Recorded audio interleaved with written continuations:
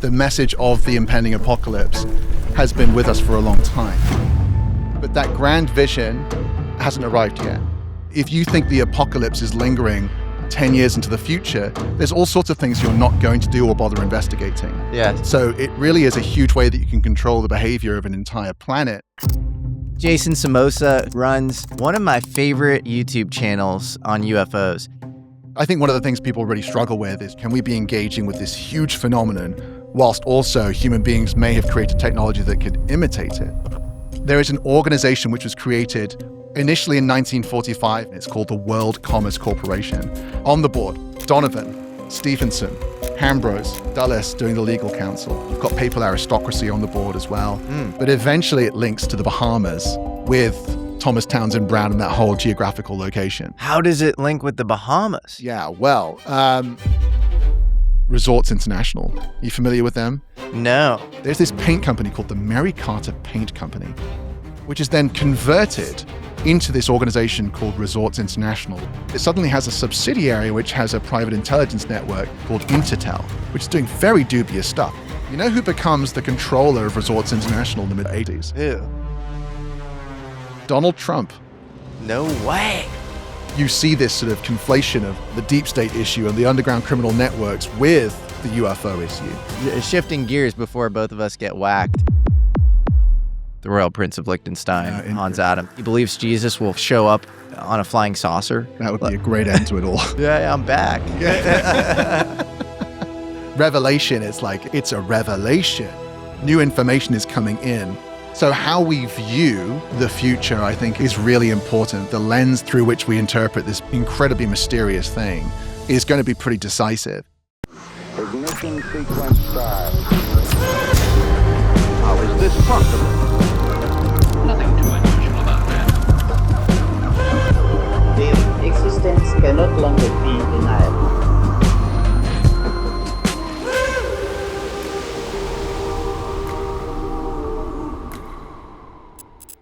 Today's episode is sponsored by Incogni. After speaking with a ton of scientists and high-up military personnel working on some of the most revolutionary ideas and sensitive programs of our time, I've learned how seriously they all take their personal privacy. These people aren't paranoid, they're just operating in very sensitive areas. And so they care deeply about what's searchable about them on the internet. The average person has no idea how much of their information is already out there, just sitting on the web. Incredibly sensitive information like phone numbers, home addresses, relatives' names, all sitting on sites you've never even heard of. If you're not being proactive about protecting your online information, it could easily fall into the wrong hands. That's what got me using Incogni. They go after data brokers directly and get your information actually deleted, not just buried. And they keep following up until the removal is confirmed. And you can see all of this cleanly on their user-friendly dashboard. The feature I personally find most useful is custom removals. If you find your information sitting on some random third-party website, you simply paste the link into your Incogni dashboard, and their privacy experts handle the takedown. You get unlimited submissions, so take your personal data back now with Incogni. Use code AmericanAlchemy at incogni.com/AmericanAlchemy for 60% off an annual plan. Thank you so much to Incogni for sponsoring today's episode.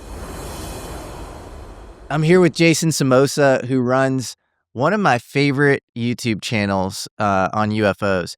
You're incredible at explaining things, at breaking things down, really complicated, kind of complex threads in ufology, and also explaining to people, I think, where they get thrown off most when it comes to UFOs.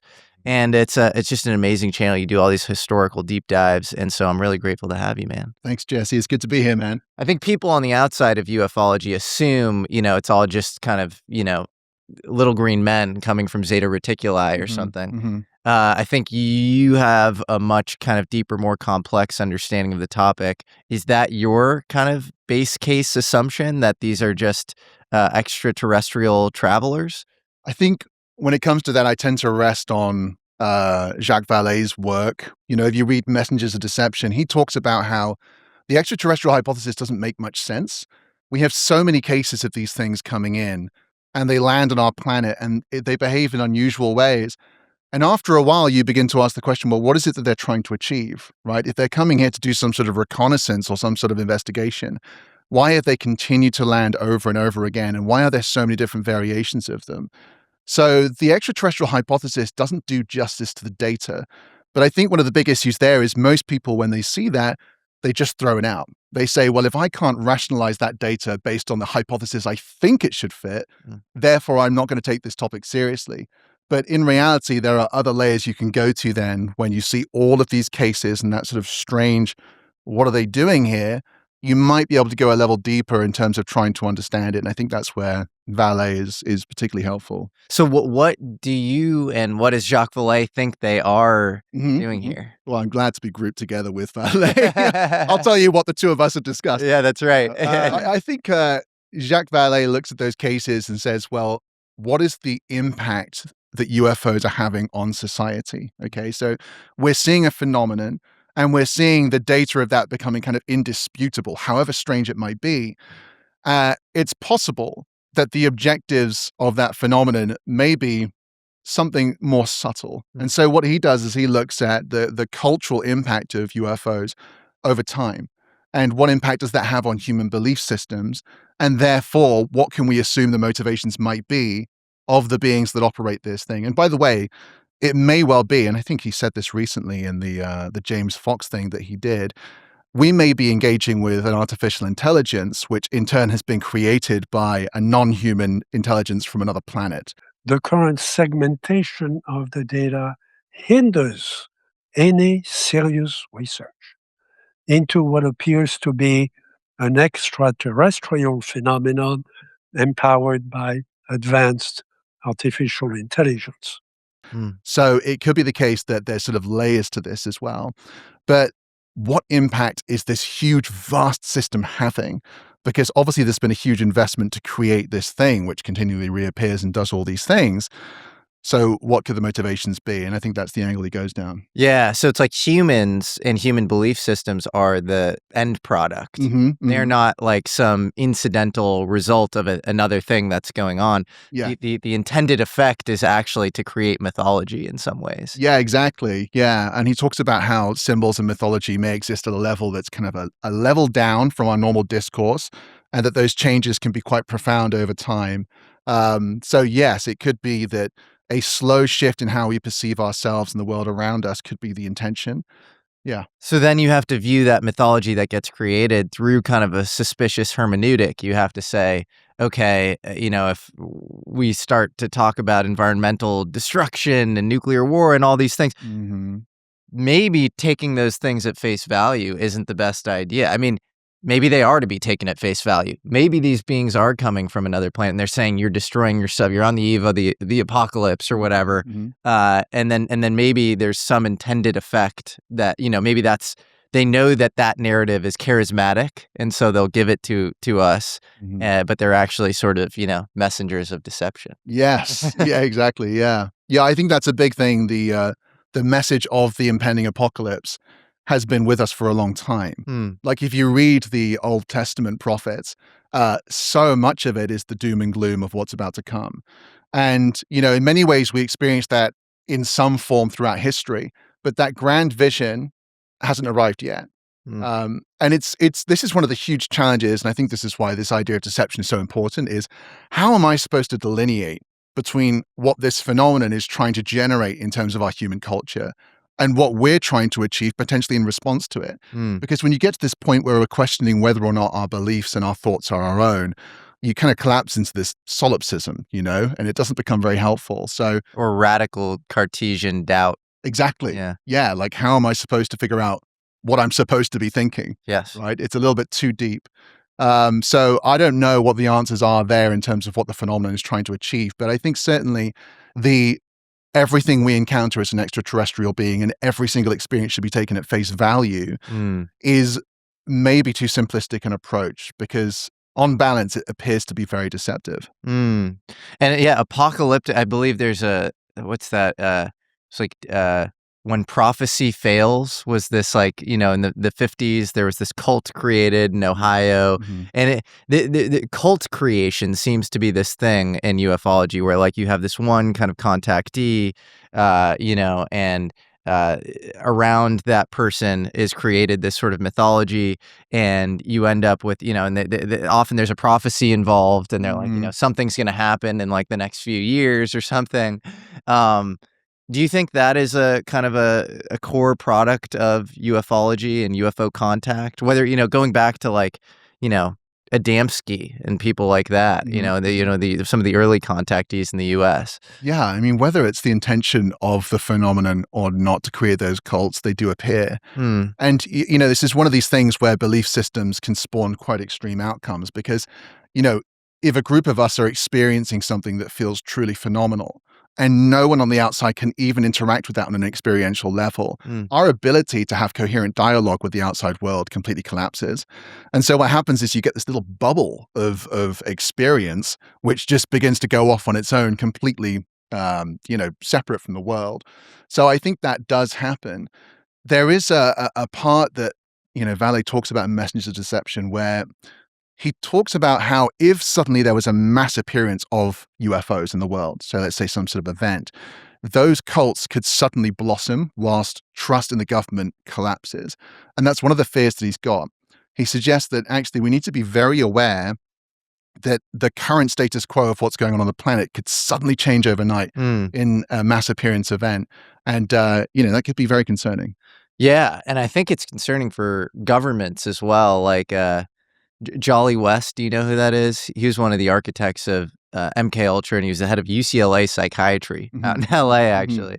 And now there are all these theories that he might have brainwashed Charles Manson. Really crazy. Yeah. But his whole thing was he was really interested in cult creation. And Philip Zimbardo at Stanford with the Stanford prison experiments, like all very similar. A lot of this psychology that was probably state funded at the time was extremely interested in the creation of cults because, as you're saying, those are kind of inherently subversive organizations. And so, yeah, it's interesting to think of ufology through that lens. Yeah, absolutely. Yeah. Yeah. And some of these cults seem to be very apocalyptic. That seems to be like a part of their whole thing. Like, the end times are here. We're living in it's the book of Revelations or something. And it's interesting how that's kind of gone beyond just cults now into our mainstream as well, right? We've moved to a point where this idea of the apocalypse, it's kind of just part of how we see the world. Is that a progression from the cults or the phenomenon over time? It creates a sense of desperation and urgency around people, which could be manipulated, Yeah. I always like to say, if you know that your mum's about to cook dinner, if she tells you that dinner's going to be ready in 1 hour, you're much less likely to go to the fridge. Right? Sure. And so if you think the apocalypse is lingering, 10 years into the future, there's all sorts of things you're not going to do or bother investigating. Yes. So it really is a huge way that you can control the behavior of an entire planet, is if they all become convinced that we're pretty much at the end of things. Yeah. Or even if that's lingering in the subconscious. Yeah, it could be totally used as a way to kind of pacify people. What do you think, I guess, because a lot of what you cover also are these kind of analytical overlays imposed on the UFO question by, various groups. And so one would be the extraterrestrial thing. Another thing would be angels and demons and the whole, kind of Judeo-Christian overlay. You want to talk a little bit about that? Yeah, I think this is super important. A lot of people are trying to grapple with what the phenomenon is. And so we go from the extraterrestrial hypothesis and we begin to see it doesn't make a lot of sense of what we're seeing. But you can move over and you can start to consider it to be demonic, right? And there is a correlation between occult activity and the phenomenon. That's demonstrable. And, Vallée's demonstrated that, and Peter Levender. There are so many examples of this. So it is compelling to ask the question, maybe the extraterrestrial, the demon, the angel, all of these different things are sort of a consistent experience of the same phenomenon underneath. And I think that that's very compelling. What can happen there is you can quickly begin to move over and say, well, wait a second. The Bible said a whole bunch of really interesting things about these beings. For example, that there are these fallen angels that become these demons and that they're deceptive.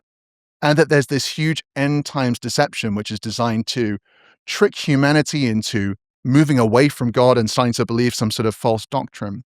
And a lot of people look at the phenomenon, they say it's not extraterrestrial and it is deceptive and it correlates with the occult. And so what happens is very quickly we snap into this idea that this could be validating the Bible. There's a problem here, which is kind of circular reasoning. You're using this sort of, I think, relatively useful interpretation of the phenomenon to go back to the Bible and say, wait a minute, maybe we should give this book a second look. But actually underneath there, you're also using the Bible to create the argument in the first place. And so a lot of this comes down to whether or not we take the Bible to be a source of authority on how we interpret things, or whether or not we actually focus on the science of the phenomenon. And I think it's interesting to look through the community. I mean, I recently made a video on the Collins elite, right? Mm-hmm. Where I explored this topic in depth. Mm-hmm. And I was trying my best to steel man the argument that UFOs could be demons, because I thought it was interesting and it's good to build that picture. Inadvertently in the comments, there's so many people saying, I knew the Bible was right, all of this stuff. And I'm just like, no, that's not what I was trying to say. But so quickly people get funneled down there, and it can lead to quite extreme outcomes, because the moment the Bible becomes your epistemological foundation, your ability to look at all the other data shuts down. And I think it's a big issue that we have to grapple with as things accelerate. Who are the Collins elite? Gosh, I wish I could tell you with complete confidence who they are. Yeah. One of the interesting things I've learned is that I think people on the inside talk about the Collins elite. They've been talking about them for a while, whether it's, Jacques Vallée or George Knapp or whoever. When they use that word, I think they're often referring to multiple things. So first and foremost, you've got this fantastic book by Nick Redfern, Final Events, where he talks about this program called, we don't know the real name, but it's known as the Collins elite. It was founded in, it traces back to right after the Roswell crash. They're trying to understand what this phenomenon is. And if you read Ruppelt's book on, the unexplained stuff that was going on then, he talks through how they go through all these hypotheses. It's like, is it human? Could it be Russian? Could it somehow be Nazi technology? And then there's this extraterrestrial hypothesis. What this Collins elite thing reveals is there was also a conversation about whether it could be overlaid with the occult, what was being experienced. So that eventually leads to a funded program, according to Nick Redfern's sources, and he met with a bunch of people who validated other sources he had. And that was 1952, through the Directorate of Plans in the CIA, I think. They unlocked funding, and basically about 12 people were employed to look into this full time. So you have a funded program, which I don't think special access programs were a thing then by that terminology, but it sounds like that because Directorate of Plans funding is associated with Mockingbird, Gladio, all these like really covert operations. So you've got that program investigating the correlation between UFOs and the occult. You've also got other components. So if you read Vallée's journals, he points out Alonzo McDonald as being uniquely involved in this. And I'm looking at Alonzo McDonald, who I know you had your discussion with the two Erics recently, right, where he came up. Alonzo McDonald was the staff director for Jimmy Carter. And if you look at him, he was, I think he was CEO of McKinsey, right, consulting firm. So I'm like, Alonzo McDonald isn't going to be invited into a very, very sensitive program exploring the relationship between UFOs and the occult. Could be completely wrong, but it just doesn't seem like that would be the case. So I began to look into that and ask the question, well, what's going on? And if you look into this organization called The Family, the Fellowship, they were founded in the 30s and really took off in the post-war era. They've basically created this invisible network of sort of Protestant Christians throughout government.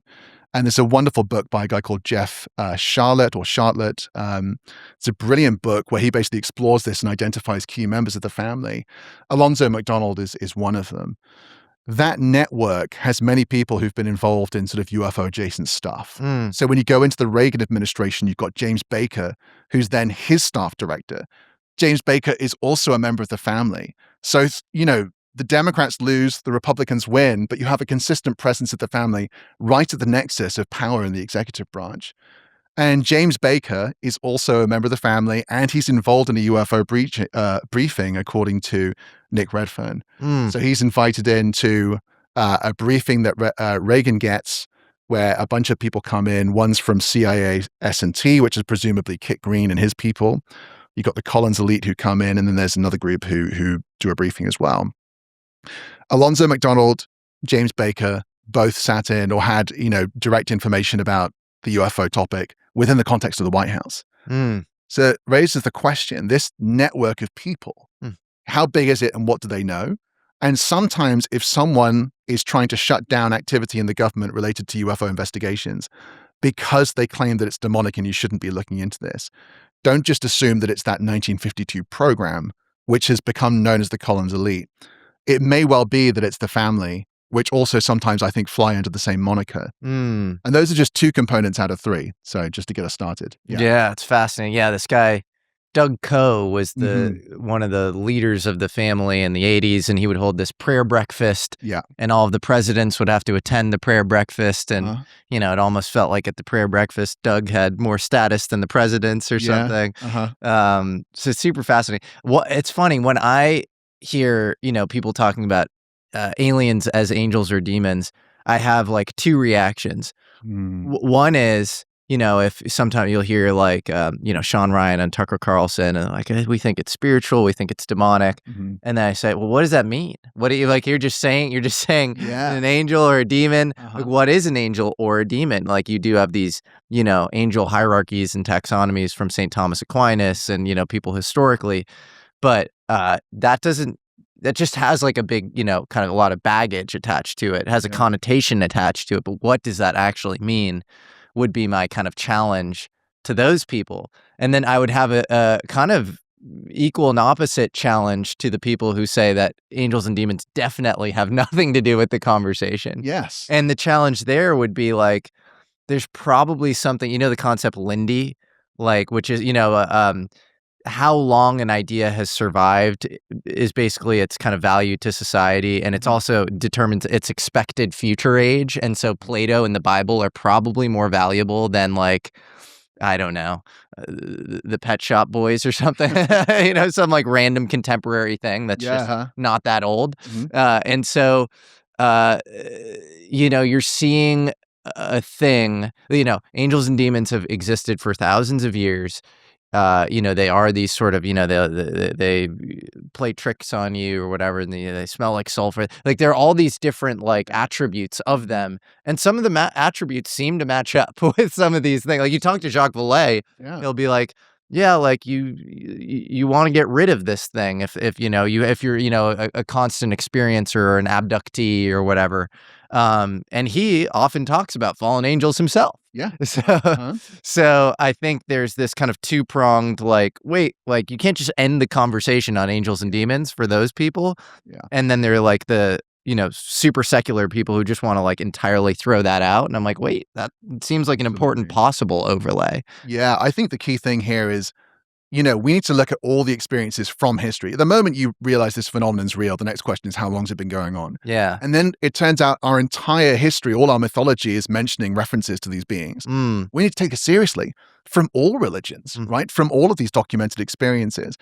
The pitfall comes when we cease to look at these experiences as like, okay, these people believed this, they had this experience, they documented it, we can take it relatively seriously, to these 66 books describe exactly what's going to happen in the future, and none of the other holy texts out there do. Yeah. And that's the lockdown, where you either remain open to the data or you get locked in. And I think one of the issues we have is terminology, unfortunately. Angels, demons. These are, I guess the Judeo-Christian thing is out of fashion now, but they're Judeo-Christian terms. And it may well be helpful for us to consider whether we try and rename those. Well, I think it would be fascinating to somehow find some common Joseph Campbell-style underpinning between the religions, where there's always some consciousness chain between man and God. Yes. And so you have the devas, in Hinduism, you have, the jinn in Islam. Like, it's almost the exception to the rule to find a religion where there isn't consciousness between man and God. And so what normalizes between, the descriptions of all of these beings across all these religions, I think would be a worthy inquiry. 100%. Yeah, you could even just go back to angel evangelion, which is just messenger, right? And that function of a messenger going out from this place to human beings with a message is exactly what these phenomena tend to try and represent anyway. So there's useful terms you can connect very quickly with. The challenge we have is the moment you start to use those Christian terms again, people's ability to think clearly just switches off. Yeah. Not all people, but it can happen. Well, then you could just say it's like it's these things are mythologies, and Christianity is a mythology, just like some of these other mythologies, and then Christianity, for whatever reason, seems to have this, charismatic, very helpful effect for like more people. Like it's scaled better than a lot of these other things. And then you have to ask why, and I don't know. And this is so interesting. I remember when I was losing my faith and I had to go and answer questions to the people who'd been teaching me about the world of Christianity. Yeah, because let's back up for a sec, because you have a very interesting just origin story. Do you want to tell that to people and then get into this? It's a great day for me. I finally have an origin story. I feel amazing. I became a Christian at the age of 19, kind of out of nowhere. I mean, all the people who knew me growing up would never have imagined it would have happened. But it began to fall in place for a variety of personal reasons. The way I was seeing the world was this sort of very dark place where there's a lot of problems, kind of like an eschatological stage for the Bible to step onto. I began to see the world that way. And I was looking for spirituality. And unfortunately, I looked at, various other pathways, sort of Buddhist and Eastern spirituality is pretty cool for someone of my age at that point. And I looked down those avenues, and unfortunately, every time I did, there was always a price associated with, learning that information. So it kind of turned me off, but it doesn't mean that those things don't have value. It's just in that moment. But eventually I became quite despondent. I prayed. I said, look, whoever you are, mysterious cosmic force, help me, because I can't seem to find the truth.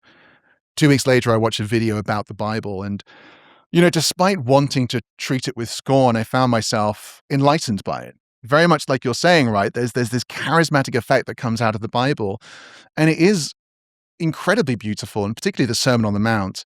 I read that, and I found some of the things that Jesus was saying were so profound, and it not even like the word profound makes it sound like I discovered some esoteric mystery. What was so wonderful about it is it was actually just common sense in terms of how you view people and their behavior, and what does it really mean to be good or to be evil. He sort of cuts through the conversation in a fresh way. And all the eschatological stuff that came with it about this deception, the end times, because of the way I was thinking at the time, I was like, that makes sense. This seems beautiful. I met Christians who were wonderful people, and I snapped in. After a while, you stop trying to rationalize whether you are going to believe, and you start getting on with it. And as I did, I found it to be an amazing experience. I was so invested in it. I was training to become a preacher for many years, and that was going full throttle until I was about to go and get full theological training. And for a church like the one I was in, the money involved in that it's a lot of money. And a very wise man called Viv Witten, I can see him in my mind's eye. He was a wonderful guy. And he said, you should actually just pause here, take a year, go get a normal job. I'm 25. All I've ever done at this point is like be in this environment every single day of my life constantly. So I went and got a job in a call center, which was a real shock to the system. It really was. I was up in one of the most deprived towns in England in this call center, meeting the most wonderful people, but I just spent 3 years studying theology, philosophy, and, being in a Christian bubble. It was really weird.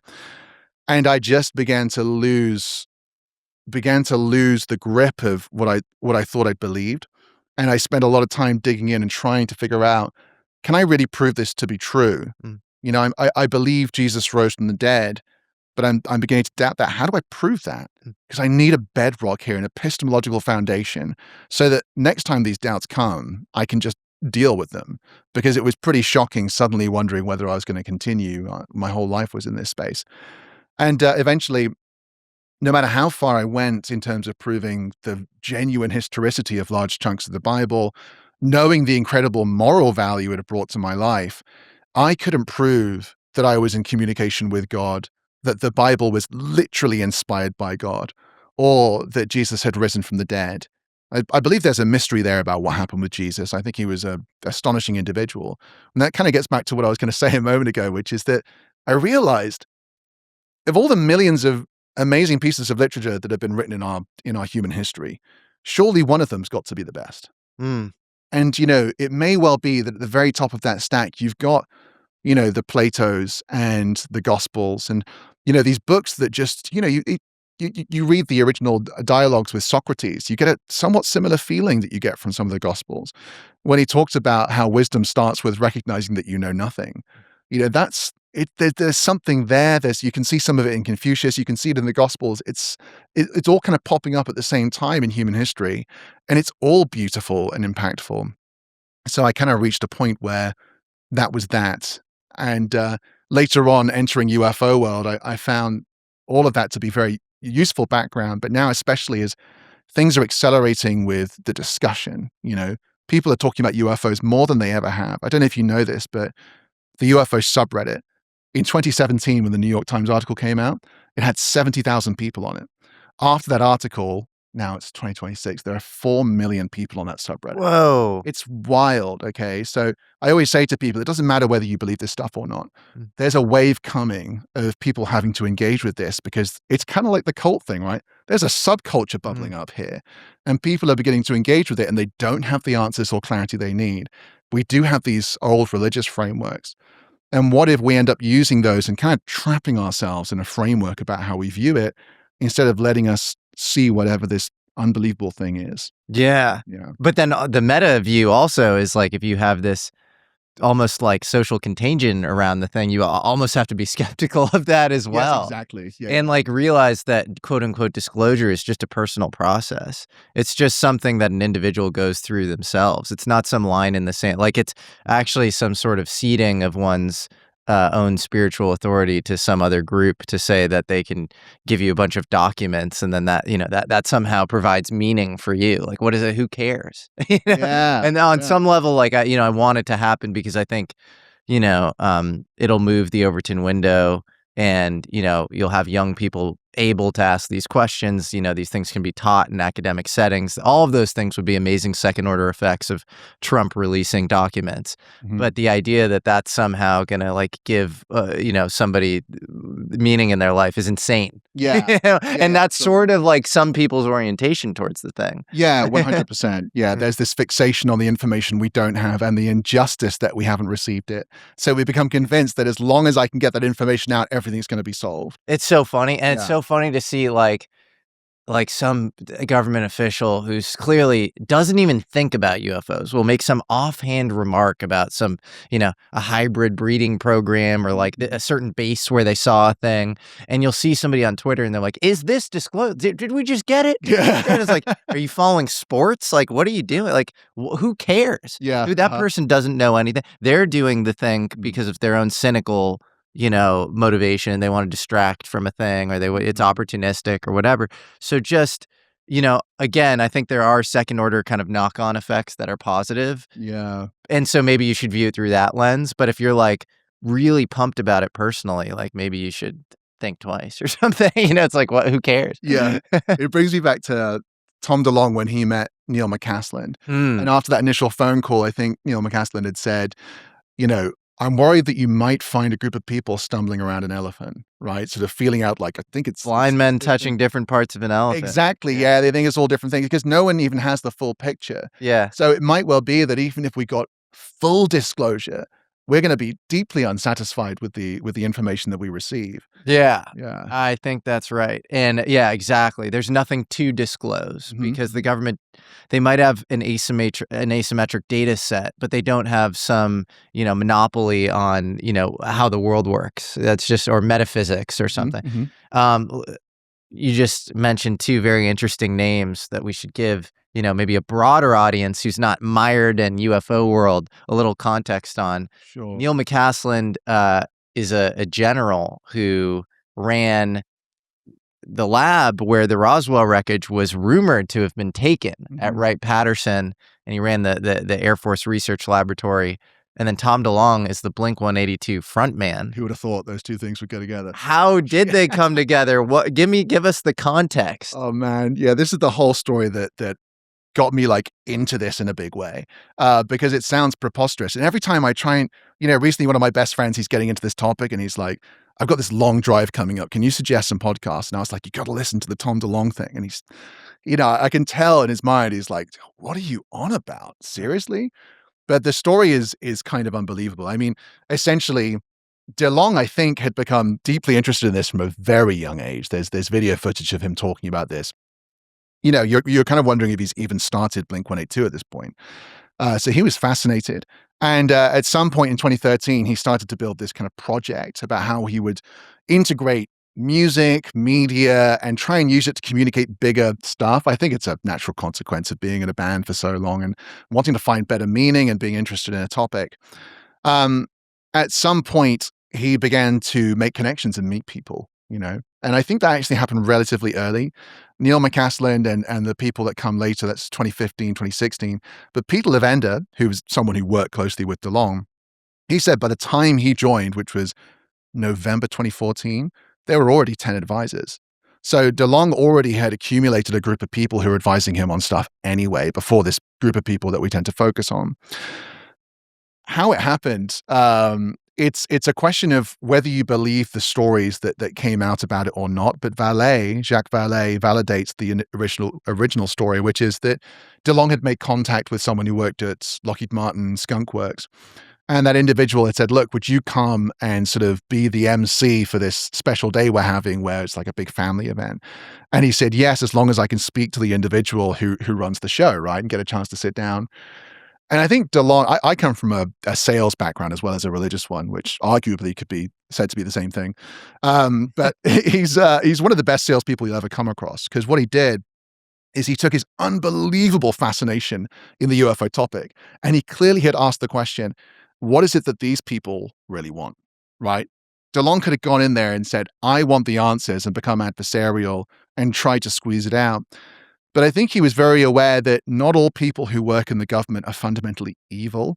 There are lots of people who are mums and dads who find themselves working for these aerospace companies who may be dealing with really complicated stuff and are busy trying to achieve those objectives. And meanwhile, people's perception of them is plummeting because they're unable to communicate clearly about what's going on. I think that's a real situation.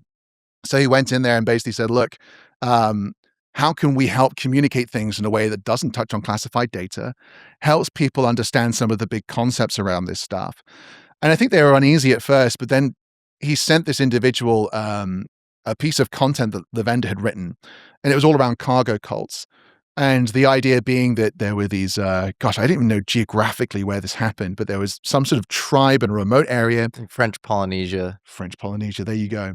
And they could see these planes landing and, dropping off all this cargo and like stuff, food, resources. And there was this kind of, flight tower and all of these lights and everything. And in their mind, their response was, like, if we can replicate what we're seeing, so we make the tower out of trees and, put these lights here, maybe we'll also get the thing to land. And that happened. That's documented, which is hugely interesting in terms of, how we perceive many things that were constructed a long time ago and how we might perceive the origins of our various religious establishments. So that suddenly got these people interested. They were like, oh, you have a much more sophisticated view on this than the government's hiding aliens. You're trying to understand the history of human engagement with potentially a phenomena which has been here for a long time.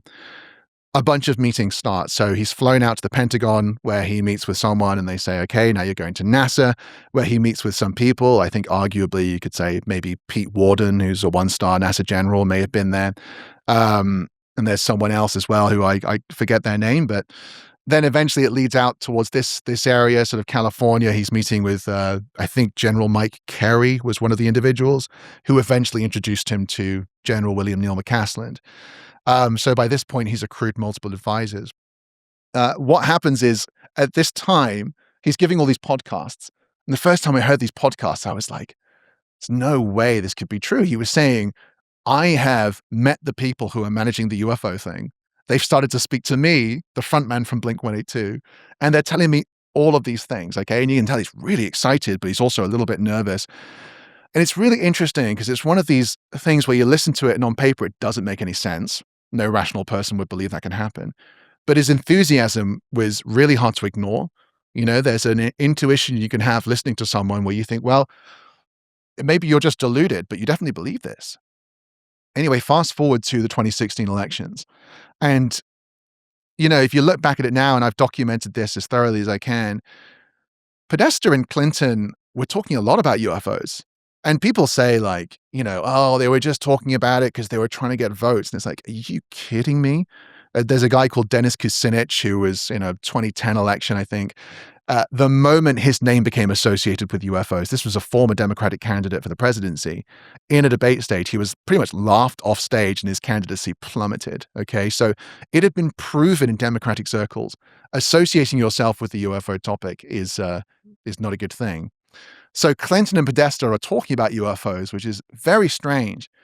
Podesta's emails get hacked, obviously, and in those emails, you find a correspondence. I think there were 35 emails back and forth between Tom DeLonge and Podesta's team.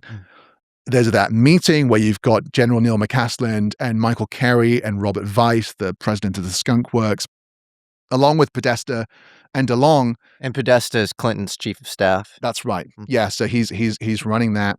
And, along with that, there's a really interesting moment in the emails where one of the staffers, this is also interesting because the staffers seem to understand there's a UFO conversation going on. A lot of these people are connected to the Center for American Progress, which is Podesta's sort of big liberal think tank in DC. And at one point, there's an individual mentioned, and one of the staffers said, John, maybe we should consider this individual for the UFO project. And you're like, okay, so obviously this staffer and all the other people on the email, including Podesta, and this is mid-2015, I think, already have a UFO project. We're like far away from the election at this point. And anyway, it turns out Tom DeLonge's been in there connecting with Podesta, with all these people, and these conversations really were going on, which was then further validated by Jacques Vallée, someone who has huge questions about that whole thing, by the way. He's sort of big skepticism about what they were trying to achieve. You read his journals, it absolutely did happen. Yeah. What do you think they were trying to achieve? Because I think for me, I know there's a there underneath the UFO question. Like, I know there's something worthy of inquiry scientifically there. And then I think the meta sociological question that a lot of people who are mired in UFOs right now don't tend to ask is, why have we seen this just ridiculous resurgence in popularity? Why is the subreddit of UFOs grown from a few 100,000 to 4 million over the course of 10 years? And is that being pushed? Is there some sort of engineered on high UFO disclosure thing happening right now? And what would be the motivation for that? Because you said, you're like, could this guy be the guy for the UFO project? And by the way, I have personally very little doubt of Tom DeLonge's sincerity and his intelligence, and actually a long interest and standing interest in organically in the topic. And I think he kind of vigilante, made a lot of this stuff happen. But it also seems like there was a confluence between that organic interest on his part and then people in the government wanting to do something on UFOs. Do you think that was just, this stuff has been, we've had this low energy Cold War orientation towards this thing, we've kept it secret for too long, people deserve to know? Or do you think it was a little more cynical than that? Do you have a take there? Yeah, I do. Yeah, I really do. I think in terms of the timing, Jacques Vallée's most recent journals are very interesting. I was digging into DeLonge as my first foray into this topic in a serious way, because I was like, if I can prove that this is legitimate, then I can sit on top of this and say there seems to be a there. And I'd always been trying to figure out, when did the thing really start? Where did this come from? You get to Vallée's most recent journals. He documents early in 2013 rumors coming out of the White House. And these rumors are essentially saying they're planning to do something called confirmation, not disclosure. Okay, so there's some sort of distinction there in terms of we're not going to go all the way with trying to reveal all the awful things, but we want to get some information out there. And, what's interesting about the timing of that is simultaneously as these rumors start to appear in the journals, Vallée and his colleagues are talking about this idea that there might be something coming, that there's something on its way and that it could potentially be concerning or harmful. There's this urgency. And these are the AAWSAP scientists, by the way. So these are people who worked in the government on a big program that was funded through DIA using Bigelow Aerospace, investigating the phenomenon. And the AAWSAP program looked at 260,000 different cases with 7 levels of analysis. It's probably the biggest study of UFO data ever. And one of the conclusions that Vallée hints at 2 or 3 times in the journals is that an existential threat may have been detected. And what that is, he doesn't go any deeper into it. I don't know if it's because he doesn't want to or he can't. And it doesn't mean we have to believe that, by the way, but, it's very interesting that Vallée, who is, I think, generally quite skeptical about, the modern disclosure movement, which has involved claims that something's coming, releases his journals in a way that validates this. Mm. And he would have had time to remove that if he changed his mind about, all of that. So in terms of that, I think there is some urgency, whatever that is. Okay. I don't know I made a whole video about like 20 different explanations it could be. But then that then leads to the Obama administration basically saying, look, we need to try and get information out in some degree. I think those two things could be connected. But I think DeLonge was already in the orbit of those conversations because he'd been on Coast to Coast with George Knapp, 2011. And he's one of the biggest celebrities they'd had on there who was talking about doing things for disclosure. He's in that orbit. The AAWSAP scientists received these rumors about stuff coming out of the White House. And then you've got George Knapp, who's in that orbit, who's connected to DeLonge. I don't think it's out of the question. He may have heard, like, now's a pretty good time for the project you're doing, like 2013 kind of time. So I think there's a genuine reason. There's all of this with DeLonge maybe already knowing, and that driving him to be quite so as ambitious as he was. But I also think there's another dynamic here, which funnily enough connects back to the Collins Elite thing, which is that, there have been presidents who have been on the inside of the UFO information, at least it seems that way. The research I've done recently, Nixon, Carter, Reagan, Bush, all seem to have received briefings. The moment you get to Clinton, I think it's pretty demonstrable he didn't. And he had to fight to try and get information, and he used all of his resources and still couldn't get what he wanted. And, I wonder whether Obama may have had a somewhat similar experience. I don't know. But, Ross Coulthart recently came out and talked about how there sometimes seems to be a contrast between Republican presidents getting information and Democrat presidents not. You don't have to take everything Ross Coulthart says as gospel, right? But it's an interesting thought experiment. Why might that be the case? Why is it that the UFO data may be dangerous in the hands of people who are outsiders?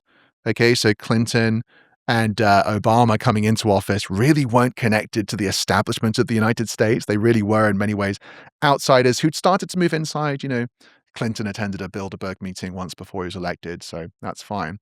But that's very different to Reagan, to Nixon, and to all of these, the Bush family. I don't know. I think of Nixon as kind of an outsider. Really? Yeah, from Whittier, California. Always had a chip on his shoulder, wanted to do force reduction in the CIA, who was always against him. Really? And was ousted, I think, in a very artificial way. Oh, that's interesting. Okay. By Reagan, I could see a little bit more.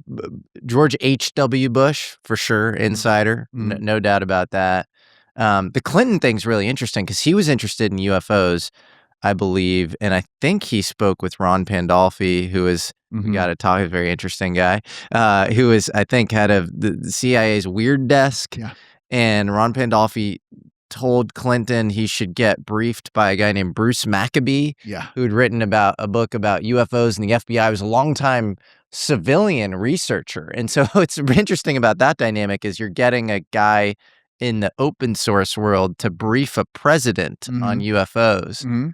Which is very strange. Yeah, it is very strange. Yeah, that's one of the most, it was one of the reasons I ended up looking into Pandolfi in a big way, was I was mystified by the president of the United States is trying to get UFO information. And if you really look at the Clinton story, he really is. Yeah. Like, he uses all of his different people, every angle, to go and investigate this. And Lawrence Rockefeller is very close with the Clintons and trying to get them to do disclosure, get them more interested constantly. And that was a thing. Huge initiative there. And most people don't even realize that this is like history. It's documented. There's a photo of Hillary Clinton, and I think she's at Camp David, and she's holding a book. Yeah. And it's a book by University of Arizona physicist Paul Davies. And the book is titled "Are We Alone?" Yeah, he's clearly exploring this stuff. Yeah, she was interested early, I think, and there's evidence during the original Clinton administration she might have been trying to open doors as well. But in terms of the Pandolfi thing, essentially, Clinton's science advisor is trying to get a briefing. And what happens is that goes to the place in the CIA where there is UFO information. It's called the Weird Desk. It's a colloquial term for a function which has moved around many times. And at that point, a guy called Dr. Ronald Pandolfi was running the Weird Desk. And So Bruce Maccabee relays the story. Like you said, he's this Navy physicist, incredibly bright guy who's obviously done phenomenal research.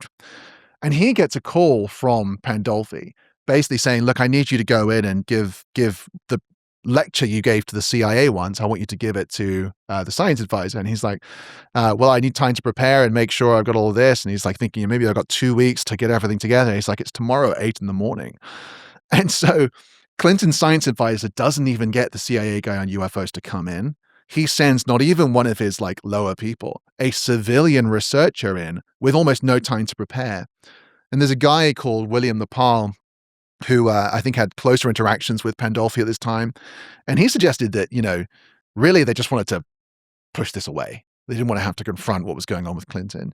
To me, I see a pattern there, which is the former few administrations had been actually stuffed full of quite religious people. Some of these Collins elite types figures, we talked about the family, there's also the Knights of Malta, and they're connected to a broader establishment that goes back to the OSS, the Office of Strategic Services in World War II. There's a thread through all of those administrations of a similar milieu of people.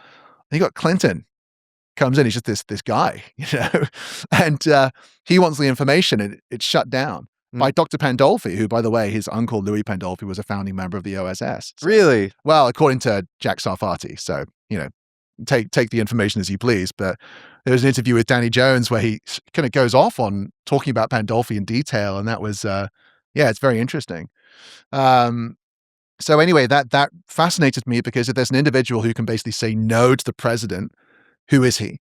And, he appears everywhere in UFO lore and he's an interesting guy.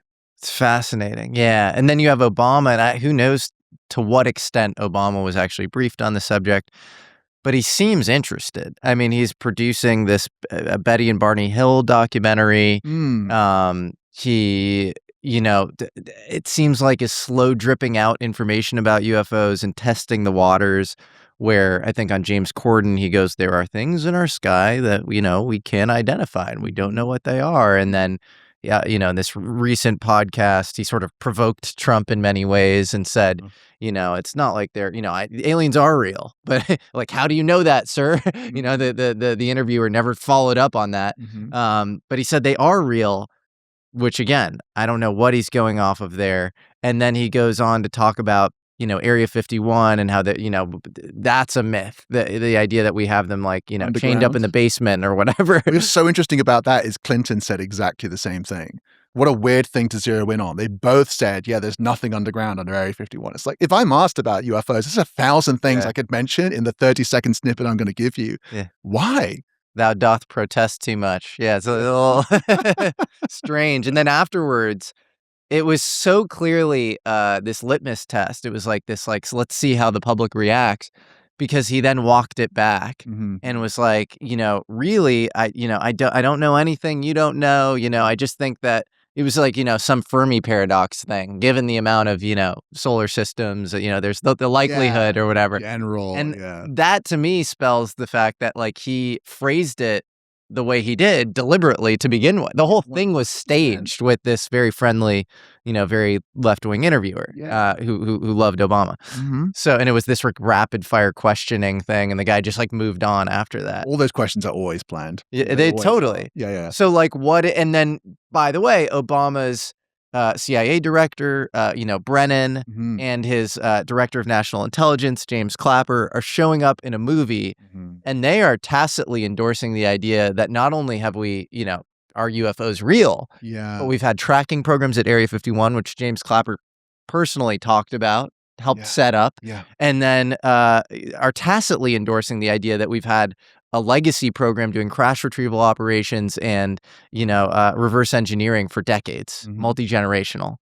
Yeah. So, do you think maybe Obama knows a thing or two about this whole thing? Did you see the John Greenwald thing where he filed a FOIA and he got information back which indicated, I can't remember if it's 3,000 or 30, I think it might have been 30,000 references in Obama's documents in his presidency to like UFOs, UAP, ORSAP, AATIP, etc., like all those things.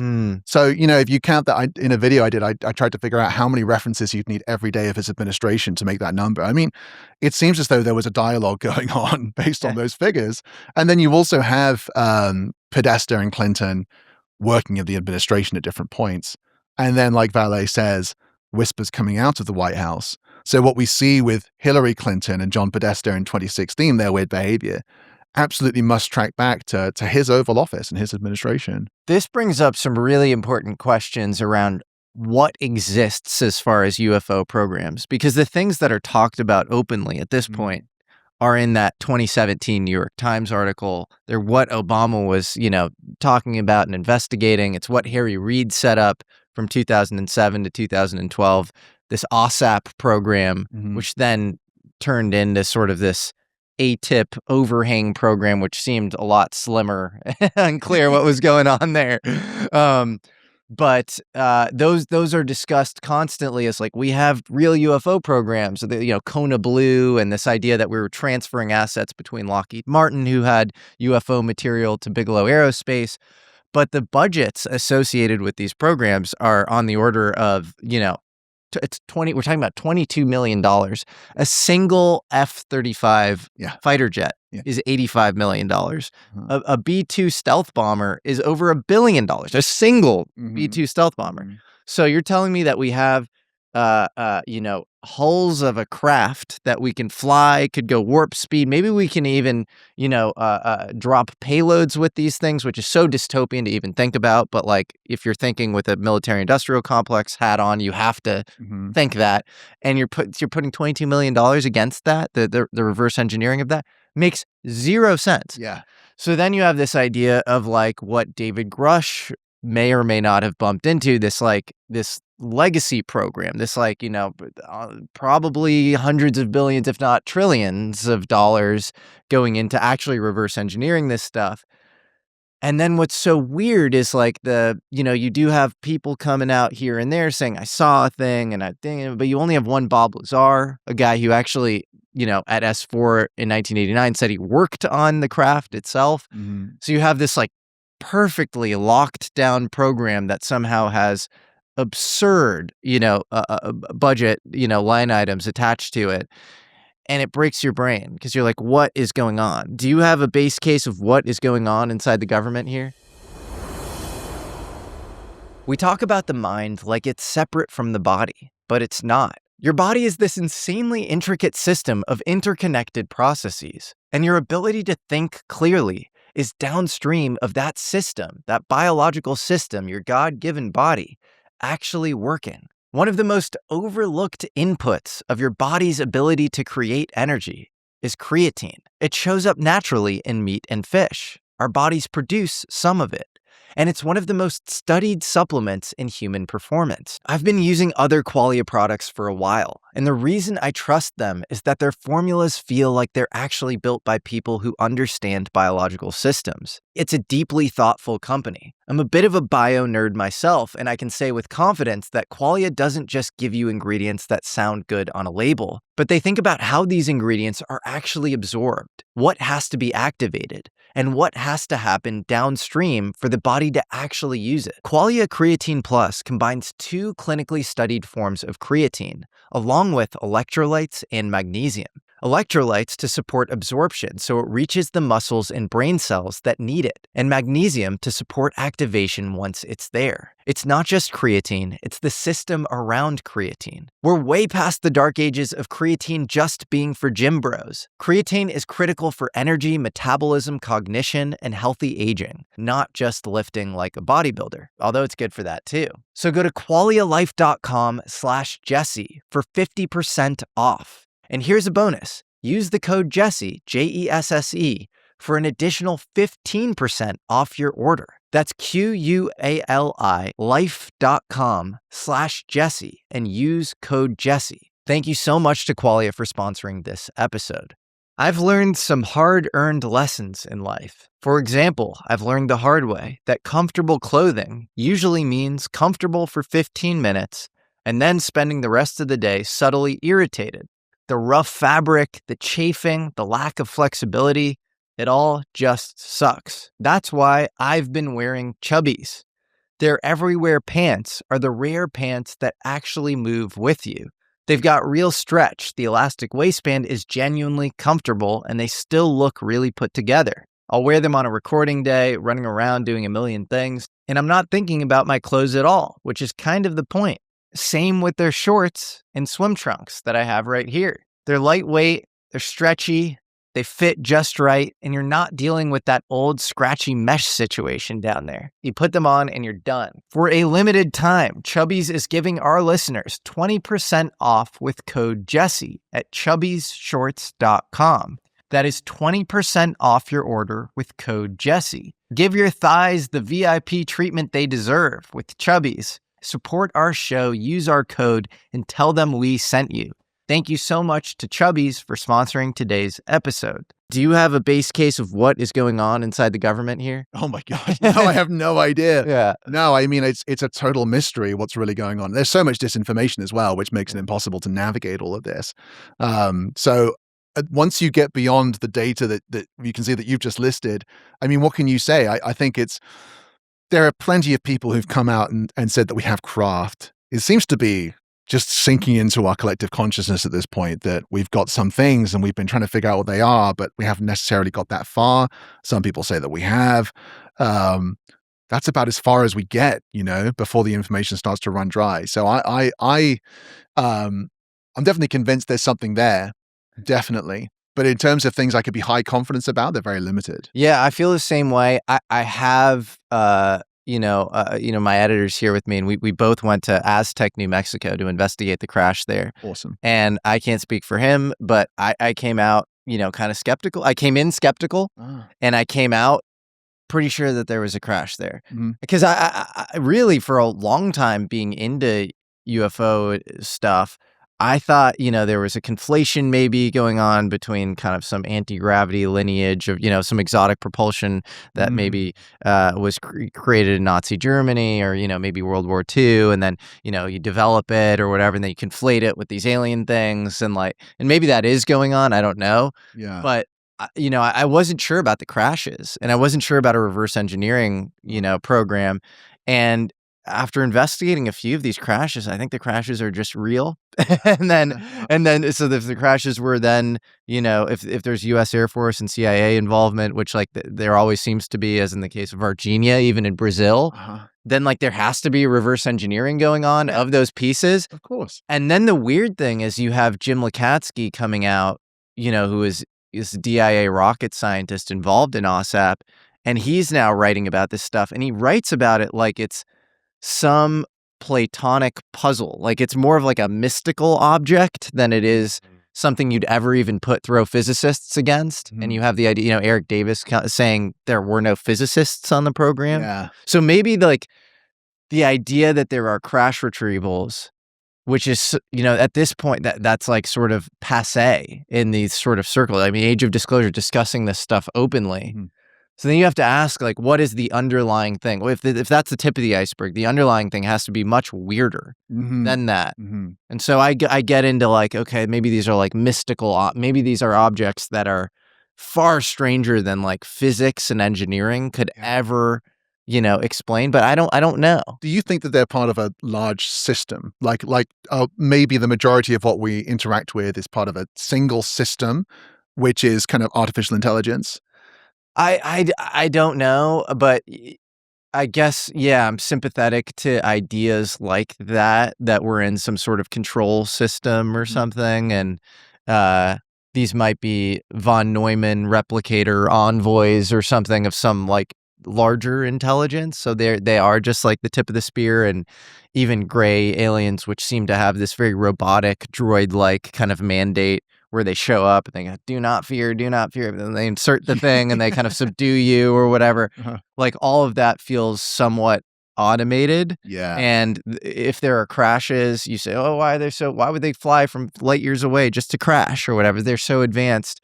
Well, maybe this is just their Earth homeostasis kit, and maybe they're, kind of disposable. So I am sympathetic to ideas like that. But then even the Vallée stuff, as much as I think he's this incredible godfather and he shifts your perspective in this super healthy way, but he's so limited. I mean, it's what does that mean? AI system, AI control system. It uses intermittent reinforcement maybe because that was the in vogue psychology at the time. Who knows? Who knows? I don't know. Yeah. So what do you think? Well, I mean, I think at the very least we should focus there because he 260,000 cases, like I said, the Capella database that he made, Mm-hmm. and the levels of analysis that he did. Yeah, you're right. I mean, what he's sharing is very limited. I wonder what else is under there, and we should be focusing our attention there. Like Yeah. the fact that this database exists I know. with that level of analysis, and we're all out here. The other day, Anna Paulina Luna, who's done phenomenal stuff for this progress of this conversation, she tweeted out, "Read the Book of Enoch," and I'm just like, no, this isn't where we need to start. We've got to start with the data and what it says. And the Book of Enoch should be one of the cases in the database, not how we interpret it.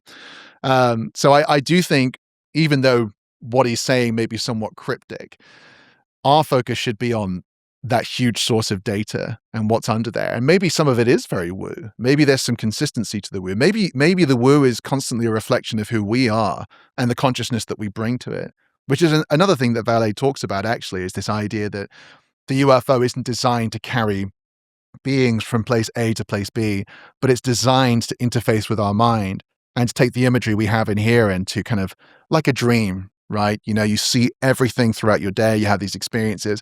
You go to sleep and you mix the experience you just had with your deep subconscious thought into this whole new thing. That function exists, and billions of people use it every single night. What if the UFO does that? And so when we interact with it, we're engaging with the weird robotic beings and this system, which kind of seems weird, but with the right person, it can get in here and change the way you perceive it completely. Well, I think that is the case. But then you have to employ this radical Cartesian doubt of like, what is it intending to do to you? And if it can do that in the form of an experience, it could do that in the form of a data set that it's manufacturing itself as well. Yes. So science is really well set up to study lower level biological systems. Like I can study an ant or just inanimate material very easily. But like if I am the ant on the arm of a human being and you're using your own version of science as the ant, like, if we're just like, when you have these summoning programs of UFOs, like Skywatcher is this kind of modern version of this or whatever. But it seems like we've been doing this kind of in, special access programs for a while. Like, what if we're just like raccoons chewing on the power cables, and then the humans show up and they go, stop chewing on those power cables, and then they shut down your sensors, and then you're like, but like, how will the raccoons ever understand what the humans want or why they're showing up when you do a thing, when you do a little nuclear baiting or whatever? So it's you end up with these like really hard epistemic impasses. And then the meta thing would be the brain scrambling of the data that you're receiving and of these programs that like happens in the individual allows you to grow. And then that growing allows you to make like a better connection. Your interface and your processing and your measurement system gets better. And then you get to interface more in a way that like actually is comprehensible to you with these beings. But I don't know. It's very complicated. It brings me back to what you said earlier about this idea. What if the purpose isn't to have disclosure, but instead to have some sort of personal evolution experience through interacting with these things? Because then you would understand the system would make your science futile. It would make it impossible for you to get this big objective theory, which we all want because of the way we currently operate as a society. What if the next stage of human evolution isn't about that kind of mindset about how we approach things? So, it's a big theory, but it's interesting to consider whether or not it's attempting to force us away from our traditional analyses. I think it is. I think the observer-observed dichotomy is breaking down.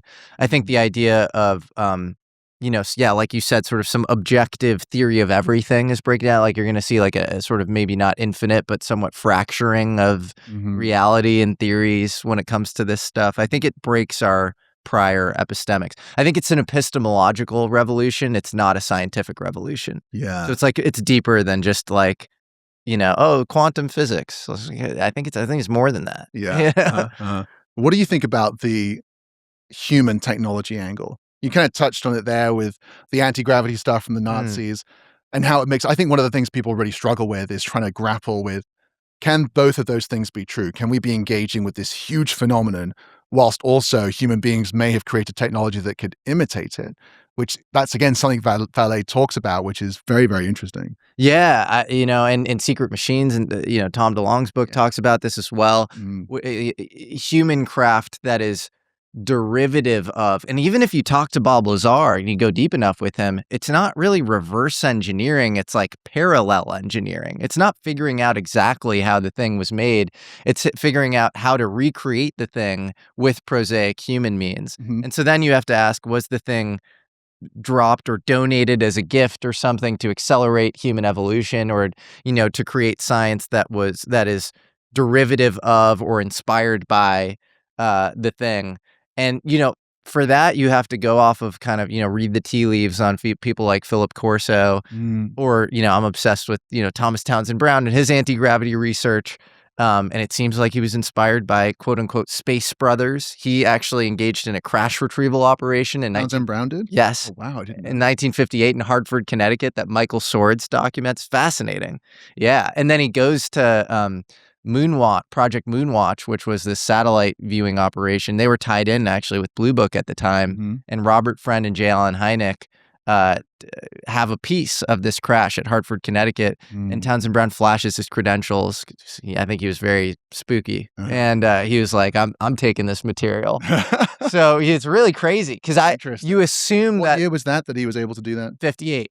Wow. So you assume that Townsend Brown is an explanation or, away from, it's a rationalization of why we're seeing these things in the sky, because it's just deep black military SR-71 modern equivalents, easy option. And then you get into Townsend Brown's life and it's like, no, he's claimed he was like kind of communicating with aliens half the time. Like Agnew Bonson, who was funding him, was really trippy and seemed like he was in contact with stuff.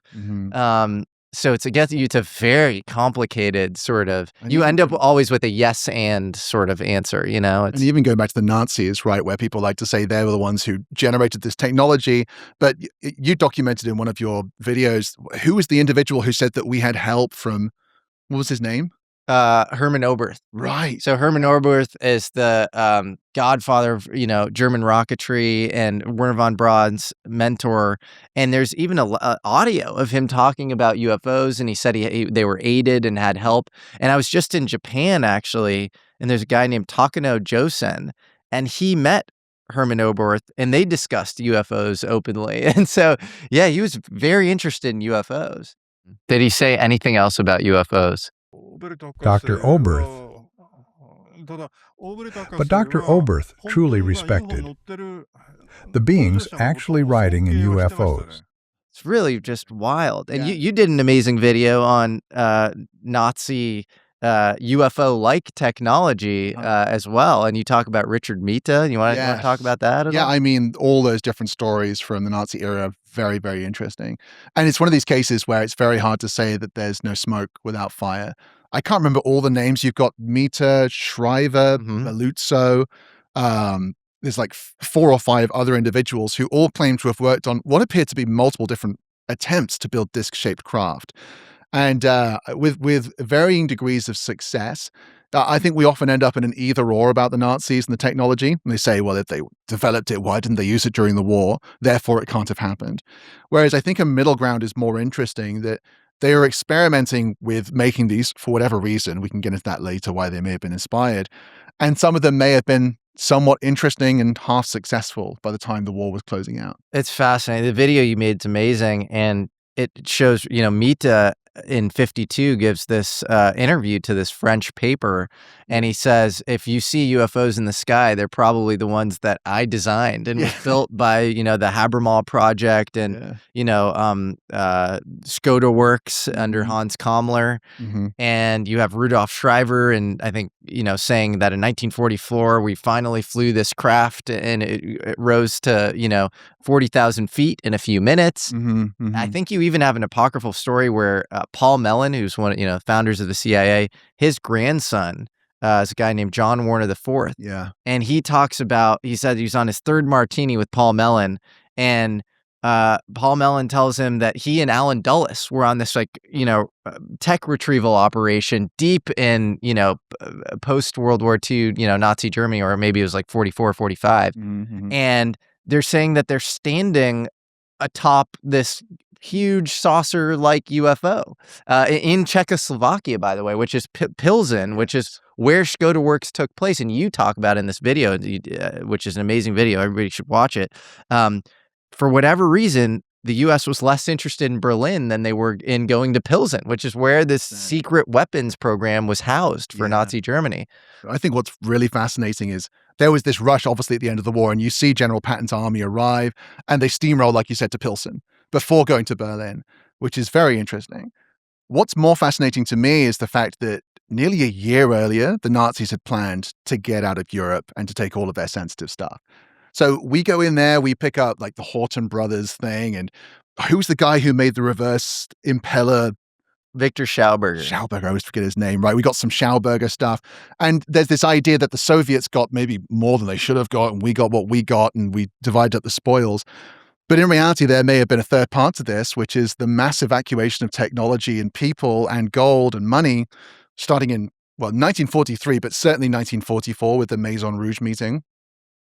I think that is really, really important. And actually, this ties into, in DeLonge's fiction book, Secret Machines, he talks about the Maynard Consortium.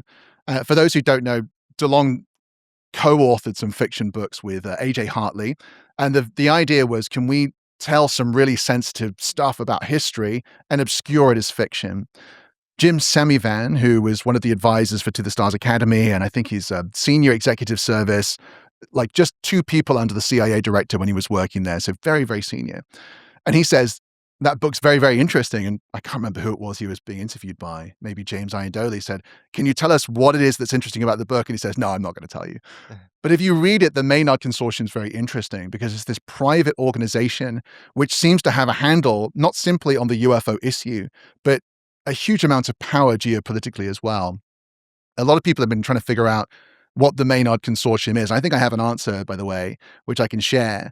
And it ties into what happened at the end of the war. So you want to go in for a long one on this? I want to hear, because that's come up a bunch for me, and I'm fascinated by it. And I do think Secret Machines hit a lot of truth in fiction, and it was inspired by conversations with General Neil McCasland, who, by the way, is now missing, which is crazy. He went missing, from his home in New Mexico, and days after Trump announced that there was going to be some sort of disclosure, UFO disclosure. And you have a guy who is the sole source, or not the sole source, one of the few sources for kind of modern disclosure, and a lot of what came out of Tom DeLonge's work, and he's this really high up general. And if you wanted disclosure and you were part of the current admin, you'd immediately hit him up. Yeah. And then he's just like, missing without a trace in this super sophisticated way, leaves his phone behind. Everything that you could use to track him, is just, left behind, and he takes a gun. Yeah. Very strange. It's very strange. But in Secret Machines, Tom DeLonge's book, he writes about the Maynard Consortium, and it's this like, Ben Rich also, who is the, Skunkworks guy, in the 90s, president of Skunkworks, who is responsible for, the SR-71 he was responsible for modern stealth aircraft. He writes about an international corporate board of directors that deals with the UFO issue. And then Townsend Brown also runs into this sort of, the Caroline Group, this international group of industrialists that seem to suck up all of the exotic tech. And then you have Secret Machines, the Maynard Consortium, which is described very similarly to those two things. So what is the Maynard Consortium? Yeah. Well, I think there's a business that fits the description really well, which we don't talk about very much. But to kind of build the picture of this, I'll give you a bit of a backdrop. So let's go back to the Maison Rouge meeting, okay? So this is 1944, I think August 10th, sometime around there. The Nazis know they're going to lose the war. So at this point, I think they've had the D-Day invasions. There's been Stalingrad. It's not going well. So Martin Bormann assembles all the leaders of industry into this meeting in Paris, very secret meeting. They sweep the rooms to make sure no one can hear what they're going to talk about, and basically plan the mass evacuation of German industry, technology, people. And based on documentation that Peter Levender's seen, they were successful. So there's a State Department document which talks about how this was in 1945. They'd already realized hundreds of new companies have been set up in Nicaragua and Argentina, and it's all connected to these Nazi industrialists. So it really happened. So the question is, why was that possible?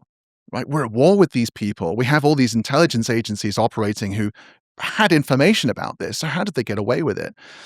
The people who were at that meeting were, like you said, wealthy industrialists, many of whom had relationships with American and UK industrialists as well. So you have the likes of Hermann Schmidt, I think was the IG Farben guy. You have the representatives of Ford and Standard Oil, the German subdivisions. Their heads were at that meeting as well.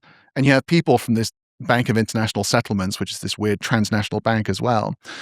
The important thing, and also Schroeder. So Baron von Schroeder, one of his people was there. All of those people, for 20 years up to this point, had had a deep relationship with the Rockefellers, with the Morgans, with Hambro in the United Kingdom. All of these like financial giants and oil giants had been working together. IG Farben and Standard Oil had come to an arrangement where they would have mutual monopolies before the war. So Standard Oil would dominate oil across both sides of the Atlantic. IG Farben would do the petrochemical side. And you had agreements between Rockefeller starting a company with the Schroders. So Rockefeller, Schroeder, and company. All of this was happening in the 30s. They also had already partnered on an initiative, which I think blows my mind to realize this was historical. Have you heard of the business plot? Oh, yeah. Schmedley Butler. Yeah. Yeah, they were trying to take out FDR. Yeah. FDR came into government, had his plans for like the New Deal.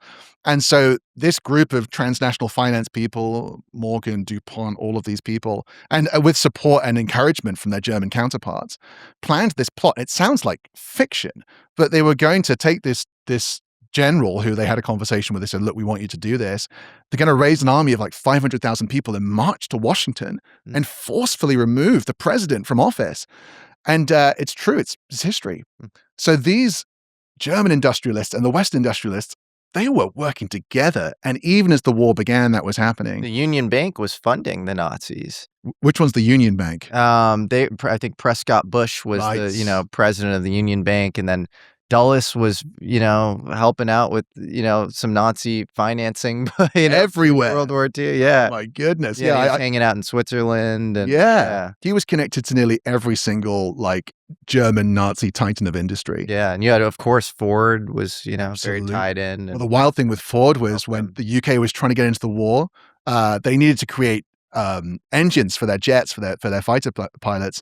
And Ford said, no, we're not going to do that. We're prioritizing the trunks for Nazi Germany. This is the dynamic that was going on. And FDR knew this. And he said in a conversation, a letter that he wrote, that the financial interests had owned America since the time of Andrew Jackson. He was very aware that these people had tried to remove him, but they had huge amounts of power. So the point here is, those industrialists who meet in the Maison Rouge in 1944, they're the same people who have these relationships with all of these people. So the Rockefellers, all of these big business people can't afford for Nazi industry to fall through. They're highly invested in it through subsidiaries, through Swiss bank accounts. That entire industry, which is under threat, needs to be evacuated to protect their business interests as a baseline, let alone taking advantage of any technological advances which have happened. So I think that's very, very important. But there's another dynamic here, which I find shocking just to say it out loud. You ask yourself, well, if that was happening, what about the intelligence agencies who would surely be monitoring this situation? But who was running the intelligence agencies in wartime Europe? You just mentioned Dulles, right? So you've got the Office of Strategic Services, which is run by Donovan. With Dulles, Donovan's also a Wall Street lawyer. People don't know there was also another American intelligence agency dedicated to South America, which is the Office for the Coordination of Inter-American Affairs. And you ask yourself, well, who would be the right person to run a vast intelligence agency for South America? Just turns out to be Nelson Rockefeller. Okay. Meanwhile, you've got the British Security Coordination, which is run by William Stephenson, who's a very interesting individual. He has his offices in Rockefeller Plaza, right next to the OSS, and Nelson Rockefeller's there too. And then you've got the Special Operations Executive in the United Kingdom. Again, who would be the best person to run this highly sensitive intelligence network? It turns out to be one of the directors of the Bank of England, Hambros. So what you've got here is a situation where these finance and industrialists are in bed together before the war. During the war, they keep trading. And the very people who should be keeping their eyes on them are running the intelligence networks, which are going to enable them to evacuate all of this technology. Now, that backdrop is very important because after the war, all those intelligence agencies basically get shut down, reintegrated into different places. So what are those people going to do with all the relationships that they've developed? Well, there is an organization which was created initially in 1945 and then rebranded in 47. It's called the World Commerce Corporation. You'll see it now. If you hear that and you go back to Lavender, you go back to different books, you'll see it pop up. It is the most bland-sounding organization, very much like the Maynard Consortium, right? Which was, by the way, in the book, founded in the late 40s, just like this was. So what is the World Commerce Corporation? Well, it's founded in Panama to obscure its foundations. On the board, Donovan, Stephenson, Ambrose, you've got Dulles doing the legal counsel. There's a whole bunch of other high-powered UK people, loads of OSS people who are out of work. And there's also connections to organized crime, which we can talk about in a minute, and the Nazi underground too. This organization had between 250 and 500 subsidiaries after a couple of years. So if you look at the Maynard Consortium, one of the big parts of the plot there is that all of its finances and its operations are obscured by these companies which appear and disappear. And that's exactly what you get with the World Commerce Corporation. A lot of those companies can be tied directly to the drug smuggling and arms trafficking, which people tend to say the CIA did this, which it kind of did. But it was doing this through private organizations, which all root back to the World Commerce Corporation. So this is a very interesting organization which appears right after the war. And Rockefeller, Morgan, and all these people are also a part of this too. So Whoa. fascinating. Yeah. So fascinating. Uh-huh. Interesting. Mhm. Do we have any evidence that they had anything to do with UFOs, or it just sounds exactly like the Maynard Consortium from a personnel perspective? From a personnel perspective, Yeah. yes. And I think, what's interesting is in the novel, the connection to UFOs is kind of like pretty obscure anyway. Mm. In this case, I think, what we've got to look at is that Maison Rouge meeting. And whatever the best technology was that was taken out of Nazi Germany would have been relocated somewhere else under the auspices of these intelligence people who had that unique information, right? So these are the people with the relationships before the war, during, and afterwards, with the unique insights. And one of the people, I think it was Tom Hill, he was one of the UK members of WCC. He said the goal was to take advantage of the relationships we'd accrued during the war. And Peter Lavender, when he briefly touches on it, he says the objective was to facilitate trade between South America and Germany. Okay, that's a very interesting dynamic to have.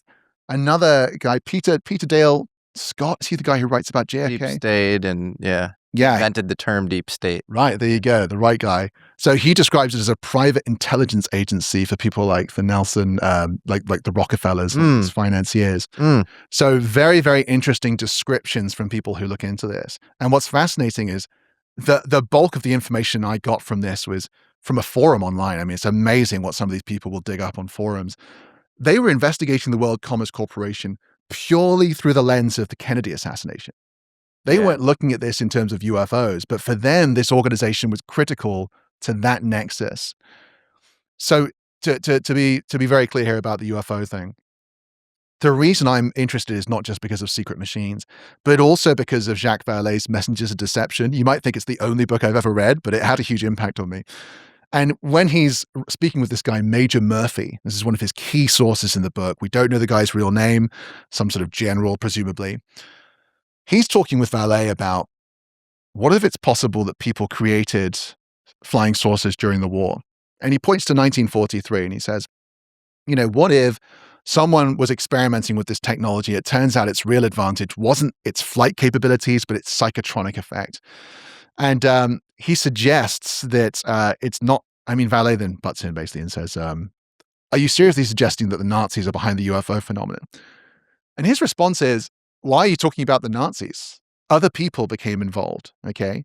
So the implication here is that somehow this technology ended up getting worked on by other people. And wherever that was, the really interesting stuff presumably got evacuated out. And this private organization appears with huge numbers of subsidiaries. And remember all those shell companies the Germans set up, presumably could be interlocking through all of that obscurity, with an emphasis on trade relationships with South America. So, I can't peer beneath the covers there, but I think that's very interesting. It's fascinating. Was the Royal Prince of Liechtenstein involved in the World Commerce Consortium? Not from what I've seen so far. Was it World Commerce? This is why it's such a boring name. World Commerce Corporation. World Commerce Corporation. By the way, they also created a World Banking Corporation, a World Finance Corporation. a banking world corporation. I mean, like, Whoa. yeah, this is when you dig into this stuff, it's almost impossible to dig through all Those these are shell companies. generic shell companies that, Yes. you know, are meant to not be, they're meant to be forgotten, like I just did in this conversation. Exactly. Yeah. I'm falling prey to it. Yeah, I mean, you also have a lot of interesting connections between some of these old families that you're mentioning as part of the WCC, let's just call it that. Yeah. And UFOs. So like Rockefeller, for example, you know, Detlev Bronk was the president of the Rockefeller Foundation. He was rumored to be the president. Wow. He was rumored to be on the Majestic 12, rumored to do all the early alien autopsies, president of the medical school at Johns Hopkins, which obviously has a lot of kind of intel agency ties. William Stevenson was very close with Thomas Townsend Brown. In fact, when Thomas Townsend Brown did a tech retrieval mission in behind enemy lines in World War II, there's a telegram from William Stevenson to Townsend's wife, Josephine. And he says, your husband is okay. You know, we have him. He's okay. And he comes back and he recovers or whatever. But he was extremely close with Townsend. They also went on these sort of trips to the Bahamas on this yacht owned by this guy, Eldridge Reeves Johnson, who was head of RCA, you know, Victor Talking Machines Company. And they were interested in really exotic technology. If you read William Stevenson's biography, A Man Called Intrepid, by another guy named William Stevenson, which is funny, spelled a little differently. William Stevenson. That confused me, by the way. I was digging up William Stevenson. I thought he'd written some of the books. Yeah, Yeah, it's not an autobiography, Okay, but it's yeah. Stevenson with a V wrote it for the PH Stevenson. But Glad we covered that. yeah, the super spy Stevenson was also very close with a guy named Charles Proteus Steinmetz, who was working for GE in Schenectady, New York, and was extremely interested in kind of heterodox models for electromagnetism. You know, what might be is described today as extended electrodynamics, which people like Hal Puthoff are very interested in. And then you have Agnew Bonson, who's funding all the top theoretical physicists at the time, but also a lot of interesting people like Townsend Brown, literally working on anti-gravity, doing anti-gravity experiments. And he wrote a book called The Stars Are Too High. And it's a book about rogue Nazi scientists who break off and collaborate with American scientists and create essentially man-made UFOs and then stage an alien invasion. And he dies a couple years later in a bizarre plane crash, which to this day, his family thinks, you know, he was killed essentially because the power lines were put up right where, you know, he was right on the landing strip or whatever. Yeah, and then you have Kissinger probably tied in with UFO stuff as well. William Steinman, goes to the house of Eric Henry Wang, who ran special projects at Wright-Patterson, and he meets with Wang's widow, Maria Wang, and she's like, yes, my husband did work on UFOs, and his boss was Henry Kissinger. And there are a couple other, I did a whole video essay on Henry Kissinger, but there are a couple of other things that make me believe Kissinger might have been tied in with the whole UFO thing. And Kissinger was probably more beholden to Nelson Rockefeller than he was to Nixon throughout his tenure as Secretary of State under Nixon. So loose threads, but like. Oh, but they keep overlapping. They keep overlapping. And on the American scientists and Nazi scientists thing, one of the fascinating things with the World Commerce Corporation is they have a vice president called Ricardo Sicer. I don't know how you pronounce his second name, but Sicer seems to be the S-I-C-R-E. And he was essentially, I think, a Spanish spy during World War II who was basically employed by the OSS. And he seems interesting. He seems kind of a little bit dodgy, connected to organized crime, all of this stuff. But he had, I think he had a colleague or a friend in Spain called Robert Rourke. And it turns out they lived in the same apartment complex. So Robert Rourke is writing sort of travel journals and occasionally mentions his adventures with Ricardo Sicer. And he talks about how they are part of a secret society which strides the world, is the phrase he uses. Whoa. He's describing himself, Ricardo Sicer, also the oil magnate, I think it's Jake Hammond. What's fascinating here, who lives in the same building as Rourke and Sicer? Otto Skorzeny. Whoa. Yeah. So they're living there. Tell people who Otto Skorzeny is. Well, he's a famous Nazi commando who I think had saved the life of Mussolini, a big scar across his face, and had relationships with some of the highest echelons of Nazi power. I think there's a relationship. One of his wives was very well connected with Hjalmar Schacht, who was the head of the Reichsbank and Bank of International Settlements, I think. So he had connections to this fraternity, transnational brotherhood thing. And ironically, I think went to South America, was this notoriously kind of ruthless guy, and I think then partnered up with Mossad after. So he like worked with the Israelis after being a Nazi. Yeah, right. He like trained them on some stuff. It's really confusing, that whole thing. Yeah. What's going on with the Mossad getting involved in it? But there's another thing about this too. I mean, firstly, Lavender talks about how Otto Skorzeny is the public face of this huge Nazi underground. He's the guy with the relationships to whatever escaped afterwards. There's also a fascinating entry from a lady called Aline Griffith, who briefly worked for the World Commerce Corporation. She'd later go on to become a countess. I don't know why she had that prefix eventually. So Griffith writes in her biography, in her journals, that when she first worked for the World Commerce Corporation, she was working for Frank Ryan, the president, and they seemed to be doing, it seemed to be like a CIA front, but it was agreed it wasn't really a CIA front, it was its own thing. She described it as a precursor to the Iran-Contra situation, right? So basically drug smuggling, arms smuggling across borders, using all of those shell companies. And then she says it was very different 8 or 9 years after that, because Otto Skorzeny came in and took over the operation. And when he did, we suddenly got access to resources and things I wasn't even aware of. And at some point, she says, I didn't even want to know what was going on. So according to her, and by the way, she was connected to, I think, Nancy Reagan and a whole bunch of elite people in the US. She was basically saying the World Commerce Corporation, not only was it the precursor to Iran-Contra, but eventually Otto Skorzeny took on a serious leadership role. He wasn't just an obscure connection after a few years.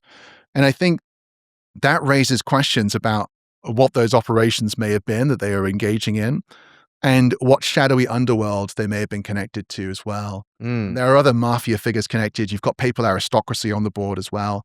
I mean, it's impossible to list all the names here without going off. Yeah. But eventually it links to the Bahamas with Thomas Townsend Brown and that whole geographical location. How does it link with the Bahamas? Yeah, well, if you read the novel Secret Machines again, the Maynard Consortium is like we described, founded in the 40s, has all of these shell companies, but eventually in 1964, something happens, right? So very clear, there's this mysterious entity called SWEEP. Okay, and a lot of people have been trying to figure out what SWEEP. We figured out Maynard Consortium, I think, but people think SWEEP, SWEEP, capital letters. People assume it must be the SWIFT organization, right? Society for Worldwide Interbank Financial Transactions. The thing is, DeLonge's very clear. SWEEP is obscure, okay? You're not going to be able to figure out what it is. It's hardly mentioned anywhere. But it involves all this money from this huge underground being funneled, hundreds of billions being funneled about the time of 1964. Now, I haven't figured out what SWEEP is, but some very interesting things happen in 1964. Firstly, you've got something called money regs. You heard of this? No. It sounds like some sort of a child's conception of a game or something, but it's a real thing involving a guy called, I think it's Michiel Sindona. Again, first name, I haven't heard anyone pronounce it, so I could have got that wrong. This guy had worked with James Jesus Angleton, big mob figure, and he was basically responsible for helping the mafia move their money without that being noticed in covert ways. And eventually he became extremely good at this. By 1964, the mafia was basically saying, look, we need you to launder all of our money. We have too much of it. And so he creates something called money regs. And I only stumbled across this a few days ago, so the pieces are sketchy here. But money regs basically becomes connected. It's this single entity that's connected to 850 banks. And it's used to do the world's biggest money laundering operation ever. $200 billion, according to the author, Paul Williams. And what's fascinating is Sindona, as part of this, would acquire his own banks. Many of those banks, when he would acquire them, 2 or 3 people would then acquire all the rest of the shares. One was the Vatican Bank. The other one was Charles Hambro, so the financier who ran the Special Operations Executive, Bank of England director, and a founding member of the World Commerce Corporation. So, and also bear in mind, Vallée, I think, claim, in one of his novels, he says a lot of this might be traced back to a private European bank from the 1800s. Charles Hambro's bank would fit that very well. Anyway, so you've got this huge money Rex thing, which is suddenly able to launder hundreds of billions of dollars in 1964. It's exactly what DeLonge describes in the book. The question is, where does that go? And this is where it's tricky to figure it out, but a lot of World Commerce Corporation associated individuals would suddenly be moving towards the Bahamas. Something happened down there where a group of people had done what was called the Hawksbill Creek Agreement, and they'd purchased 50,000 acres of land from the Bahamian government, effectively creating an autonomous state where they had no laws, no one was overseeing them. They could create as many shell companies that they wanted at scale now, which is one of the things that they did. And as part of that, they created this thing called DevCo, DEVCO, capital letters. For a little while, I was thinking, is this sweep? 5 letters, capital letters. I don't think it is. But DevCo becomes controlled by the World Commerce Corporation, who then suddenly take this interest in the Bahamas, and these shell companies start to appear. I think the combination of this mass money laundering and all of these shell companies could equate to something. This is a could, okay? You're with me here in the middle of my investigation. But what happens is the Bahamas becomes a location associated with all sorts of weird stuff.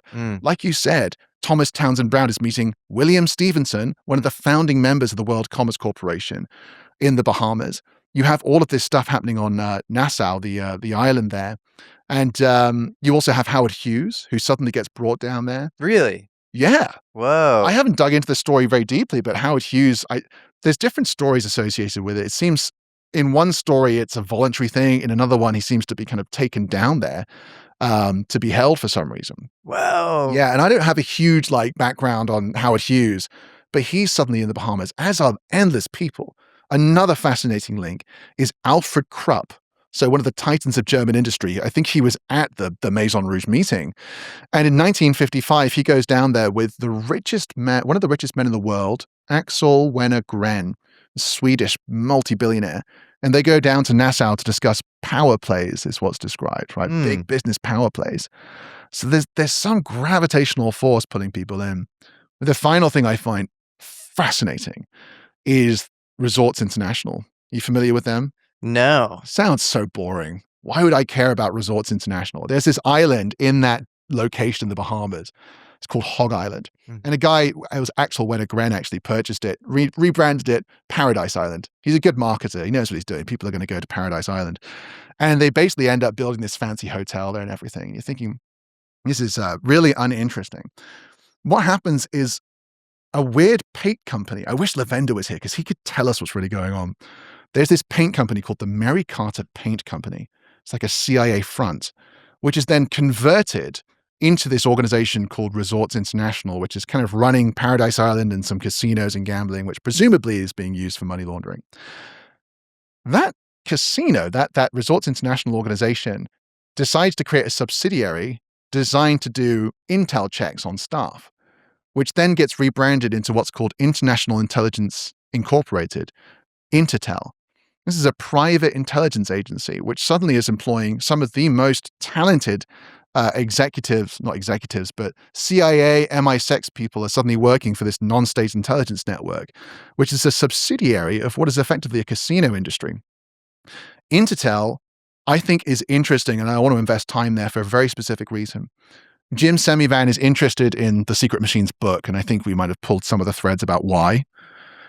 He also talks about this idea of a non-state hostile intelligence network. I don't know if you've heard that phrase before. No. I find it fascinating. It's in reference to Havana syndrome, actually.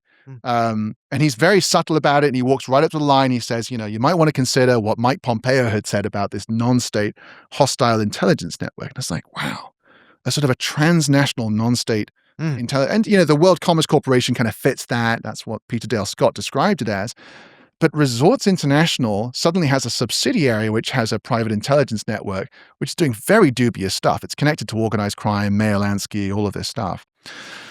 What's fascinating is that's like the 70s. You know who becomes the controller of Resorts International in the mid-70s? Who? Donald Trump. No way. Yeah. What? I know. It's so interesting. Wow. For a brief period, he was the guy basically in charge of it for a year or so. whilst this private intelligence network is presumably still being run. There are many reasons I find that interesting. I mean, one of them is the context in which Jim Semivan references the non-state intelligence networks, obviously Havana syndrome, but he's also referencing it in terms of WikiLeaks. Yeah. He's saying, that the WikiLeaks thing may have been coming from there. So you go back to the 2016 election, you've got Hillary Clinton versus Donald Trump. Hillary Clinton's doing very well and is promising to release information about UFOs and try and pull the lid off of things. According to Semivan, a non-state intelligence network is responsible for the leaking of these emails, which were pretty decisive in forcing Trump in and Clinton out. But isn't that because Pompeo hated Julian Assange? And isn't he just talking about WikiLeaks? It's totally possible that he could be just describing that. But what I find interesting is Semivan's focus on it in the context of Havana syndrome. So he's saying you might want to think about what he's saying there. So I've been looking cautiously and trying to figure out where can I identify private transnational intelligence apparatuses, because I think this is one of the big mistakes we make in terms of analyzing geopolitics as well, is when you're constrained to your analysis through the lens of nation states. For sure. You don't have the granularity to understand what's going on. You think, well, it's US versus Iran, it's Russia versus Ukraine, and we all continue to be mystified about what's really going on with these wars. These sort of transnational entities, whether it's this Nazi underground, the mafia, or a private intelligence network, which may have allegiances which aren't aligned with the United States, but leverages intelligence from the United States, could these be important components to try and understand what's going on? Absolutely. Well, there's, I don't know if you've ever read Carol Quigley, The Anglo-American Establishment, but it talks about how U.S. intelligence agencies were birthed out of this kind of round table culture between secret societies in the U.S. and the U.K., or really Britain at the time. And it was Cecil Rhodes and Lord Alfred Milner and, counterparts in the U.S., and they had these kind of loose informal organizations. And the idea that after 1947, when the CIA gets created and those things get formally disbanded, those all go away is ridiculous. Those informal networks have to persist in some shape or form. And then you look at the Epstein stuff, and it kind of points at that too. And it points at a lot of science suppression being a theme. He tells Bannon that he's, decides to set up Zorro Ranch because Los Alamos physicists are retiring, in New Mexico. And so he wants to be, have proximity to them. And he says he kills Pons in an email, which is cold fusion. He's talking about Pons and Fleischmann.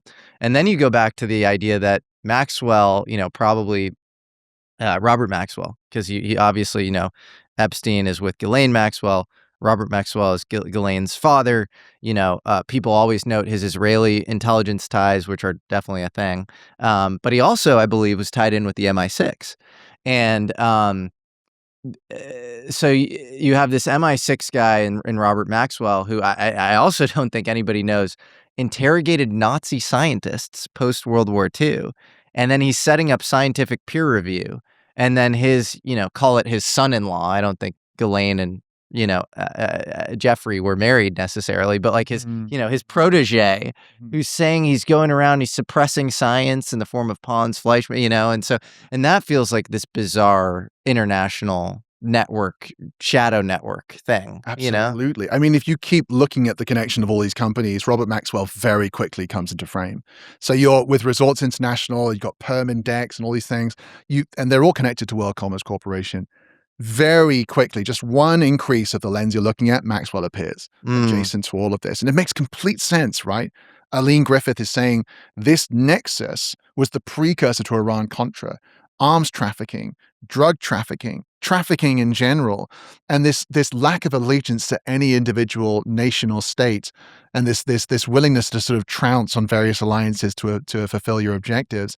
And Maxwell's also interesting because of the Promise software scandal. Are you familiar with that? Oh, very, yeah. Right. So he sold that to Sandia Labs.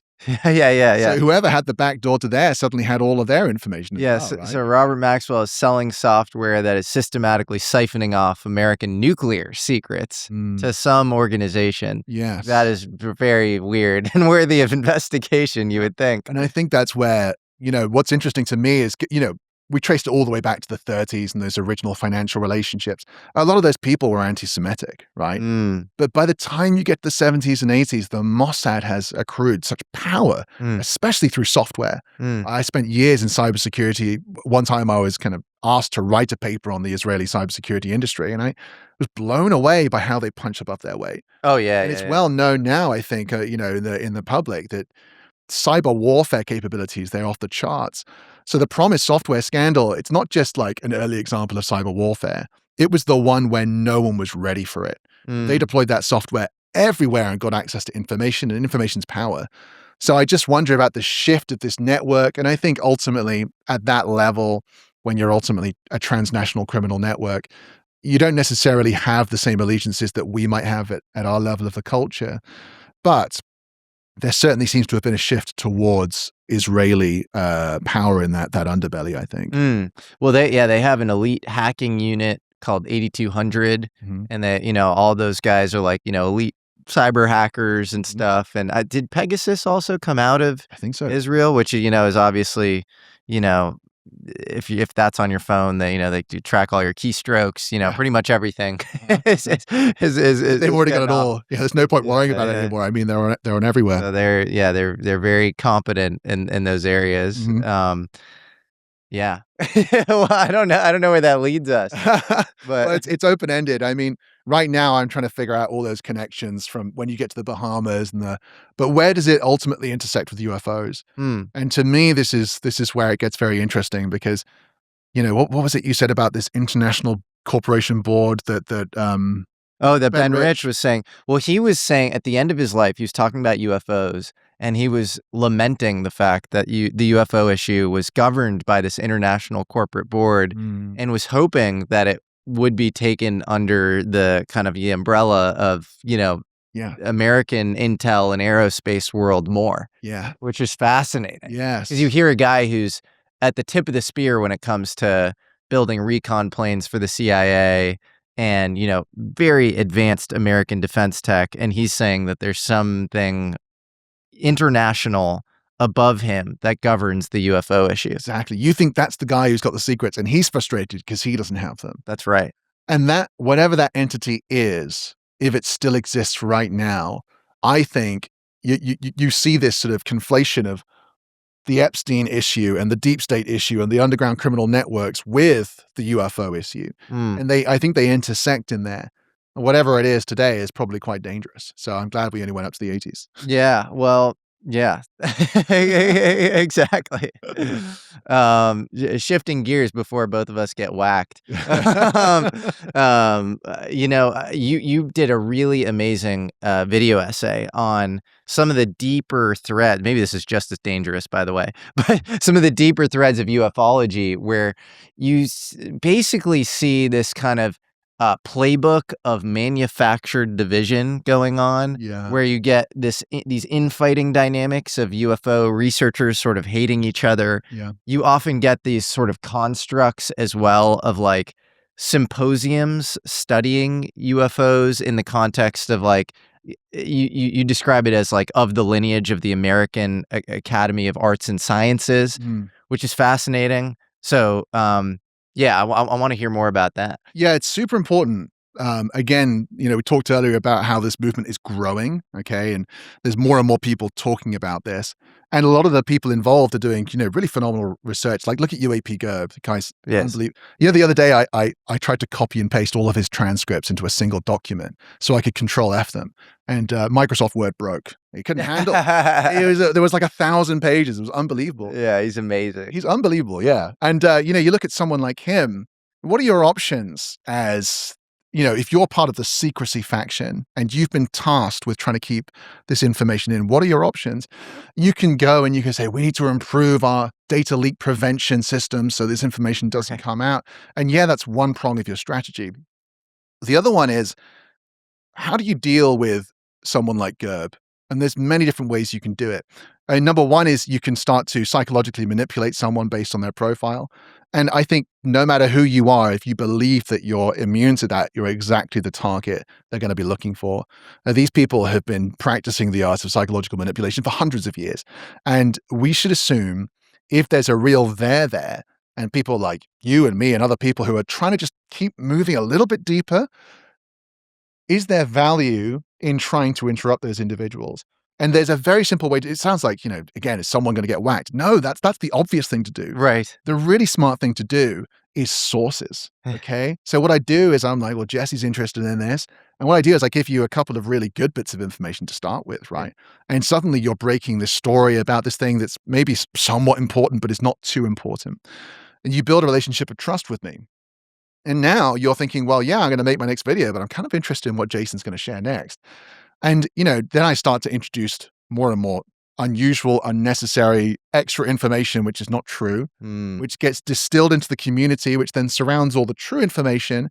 But I've also dealt with you because I've turned you from someone who is active and passionate, and you've become passive.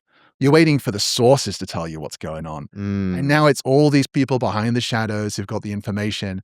And rather than you trying to be analytical and piece it together and be like, I think this could be true and this isn't, and thank you, Mr. Source, but I don't believe you this time, you sort of get turned around. And I think it's a very simple, but it's practically free. And alongside that, if you just flood disinformation into the community, you'll do a wonderful job of making things very difficult. And you look at the 20 and back story, right? Yeah. I think there's a real conversation to be had about a secret space program. For sure. Of course there is. Like if I'm going to build space technology and, we had the Artemis mission, are you telling me the United States televised their best space technology ahead of World War III? Are you kidding me? This is nonsense. That's crazy. And the reality is, have people been to Mars? And people are like, oh, that's crazy. It's like, don't write it off. No. Like 20, 30 years into the future of our technology will exist somewhere today. But I'm going to write it off now because of Corey Goode and Gaia, because that's the 20 and back stuff is so ridiculous. It's so insane. Exactly. And all that stuff has a unique effect in the United Kingdom where anything that's on the Discovery Channel is immediately unacceptable, So like there's this kind of weird dynamic there. But the other thing, which I see every day, unfortunately, and it's really sad, is like just researchers turning against each other and I know getting so aggressive. And it's I guess sometimes maybe it's warranted. Maybe there need to be conversations to be had, but like it's the easiest way to destroy a community. It's so crazy. You've never seen a topic where it's just like we're covering, it should be us against the world. It's like we're covering like these stigmatized flying objects that point to some greater, hopefully on some level, aspirational metaphysical truth, even if there are obviously dark elements to it. And you just have all this like petty politics of like, you covered this and this was just whatever. Well, it's all good. It causes a lot of issues as well, because now we all look like a bunch of nut jobs who can't. We all look crazy, which then you're falling prey to the manufacturer division. You even, I think in this video that you did was just amazing. You cited this CIA playbook, which was this counter-intel handbook around manufacturing infighting. Exactly. And you look at UFO Twitter and it's like, it might as well be like the real world. Like MTV's like, it's like a reality show. Yes. And it's like, you're talking about what should be like the most sacred stuff. And it ends up in this just, Lord of the Flies. I think what's happened over the last 10 years is UFOs have kind of gone mainstream. It's interesting now. Every time I speak to someone about it, like I'm going full time with the channel soon. That's amazing. Days. I'm so excited. You should be. And so inevitably, conversation comes up and people are like, so what are you going to do? And I'm like, well, I've got a channel about UFOs. People, they don't respond by saying like, what do you want about? Normally what they struggle with is like, why would the government keep it secret and how do they keep it secret? Genuinely like serious questions you got to figure out. Most people are now like interested, but there's this next stage now where how do you help those people like grapple with all of this stuff? And the same people who did the first, kind of movement of this aren't going to be the same people who do the next one. Yeah. And similarly, after that, different people, because you need different types of evangelists for different types of audiences at different times. So there is an inevitable life cycle as well. And also specialities, right? Like in the UK, we really don't have that many people who talk about this topic. And actually people in the UK, like I said, you put something on the Discovery Channel, we're going to be like, that can't be true. Like it's a default. There's this kind of snobbish attitude. So you need specialties, you need different types of communities, you need different people at different stages. And we need to be able to learn from each other and not feel paranoid that I haven't cited the exact place I got this thing from. Do your best, but we need to be cohesive as a unit. Otherwise, the PSYOP personnel from that manual you mentioned. Yeah. So I agree. Apparently King Charles is super into UFOs. Have you heard anything about that or? Yeah, from my boy Charlie up the road. Yeah. I don't know. I mean, there's a connection there with Louis Mountbatten, who is his uncle, I think. Okay. I think there's a story that something landed on one of his properties. Whoa. And his gardener saw it. And Wow. he vouched for his gardener and put a report in. The royal family is interesting because of the connections I was talking about earlier about these elites who ran the intelligence agencies, right? Many of them are sirs, they're knighted. The UK is a very different beast to the United States. We still have deeply systemic issues when it comes to hierarchies. We have a House of Lords and a monarchy, it's really weird. So the reason I'm mentioning that is where you might perceive the royal family to be this kind of little spectacle, actually they're deeply integrated into politics. Most legislation that goes through our parliament, they can veto it and review it and ensure it doesn't apply to them.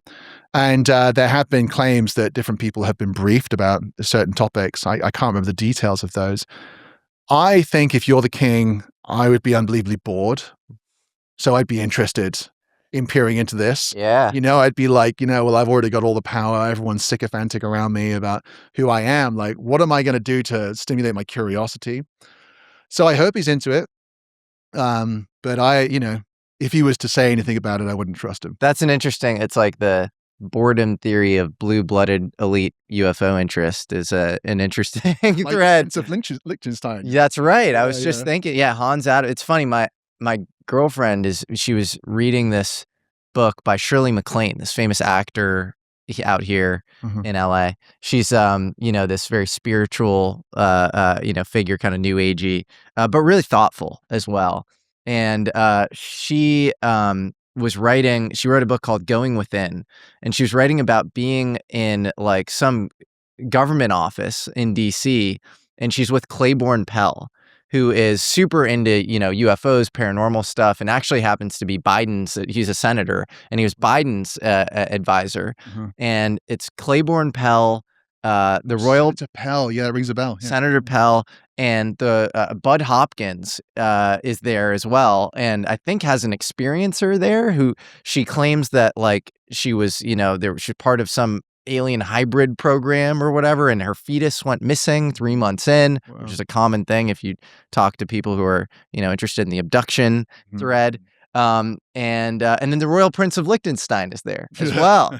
And she's just writing about this casually. Yeah. And, and then apparently he convened, the Royal Prince of Liechtenstein, Hans Adams, convened all of the Roswell witnesses as well. And he was friends with Whitley Strieber, and like he was just really interested in UFOs. I think he's still alive. I think he's in his early 80s or something. Was he the guy who was financially supporting the Lone Stars group? The sort of post-AAWSAP group of scientists?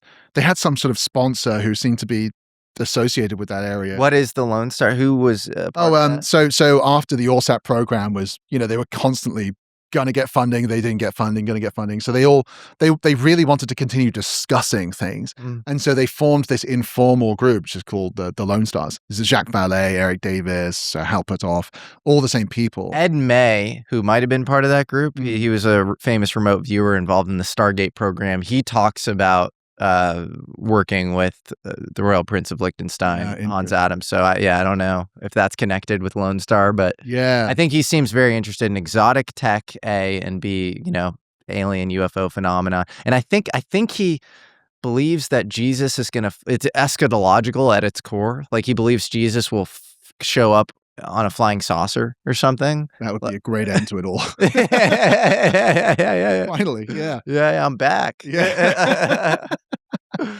Yeah, okay. Well, I don't know where he would have got that from, but I guess it's the synthesis of two very different things put together, right? I think there are people who think that, the Jesus going up on the cloud in the Book of Acts is a flying saucer or something. And it's interesting. I mean, what's fascinating is he's like the most influential person of all time, but we just don't know much about him. Jesus. Yeah. I mean, well, you have all these riddles and parables that he spoke in and stuff. And But did he speak in them? That's unclear. That's the whole thing. It's hard to say. The distance and time and everything. So for sure, he was. I think he was a real historical figure. 100%. Yeah. And then I don't know. Yeah, exactly. From there, I think he had an impact and he was interesting. But what we can filter through that is limited. Yeah, is what I would say to the Prince of Liechtenstein if he was here.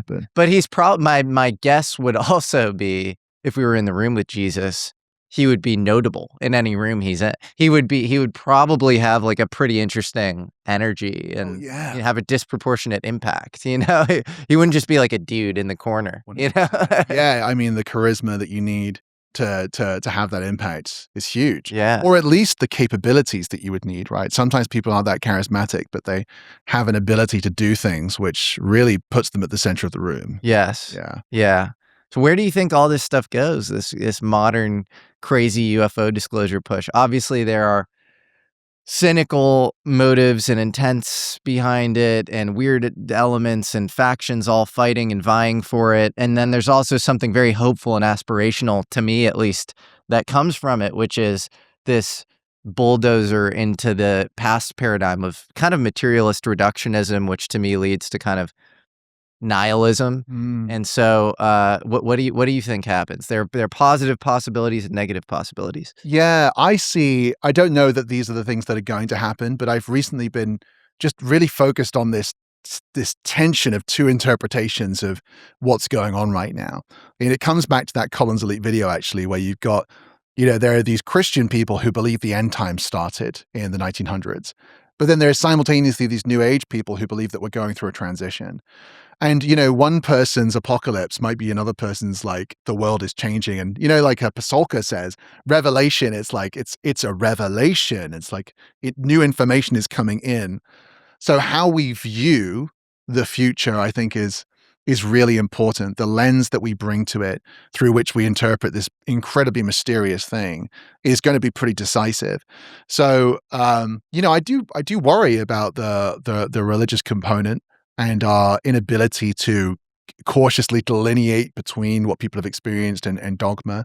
But I hope that we're going through that slow evolution and that we may be on the verge of something immensely positive.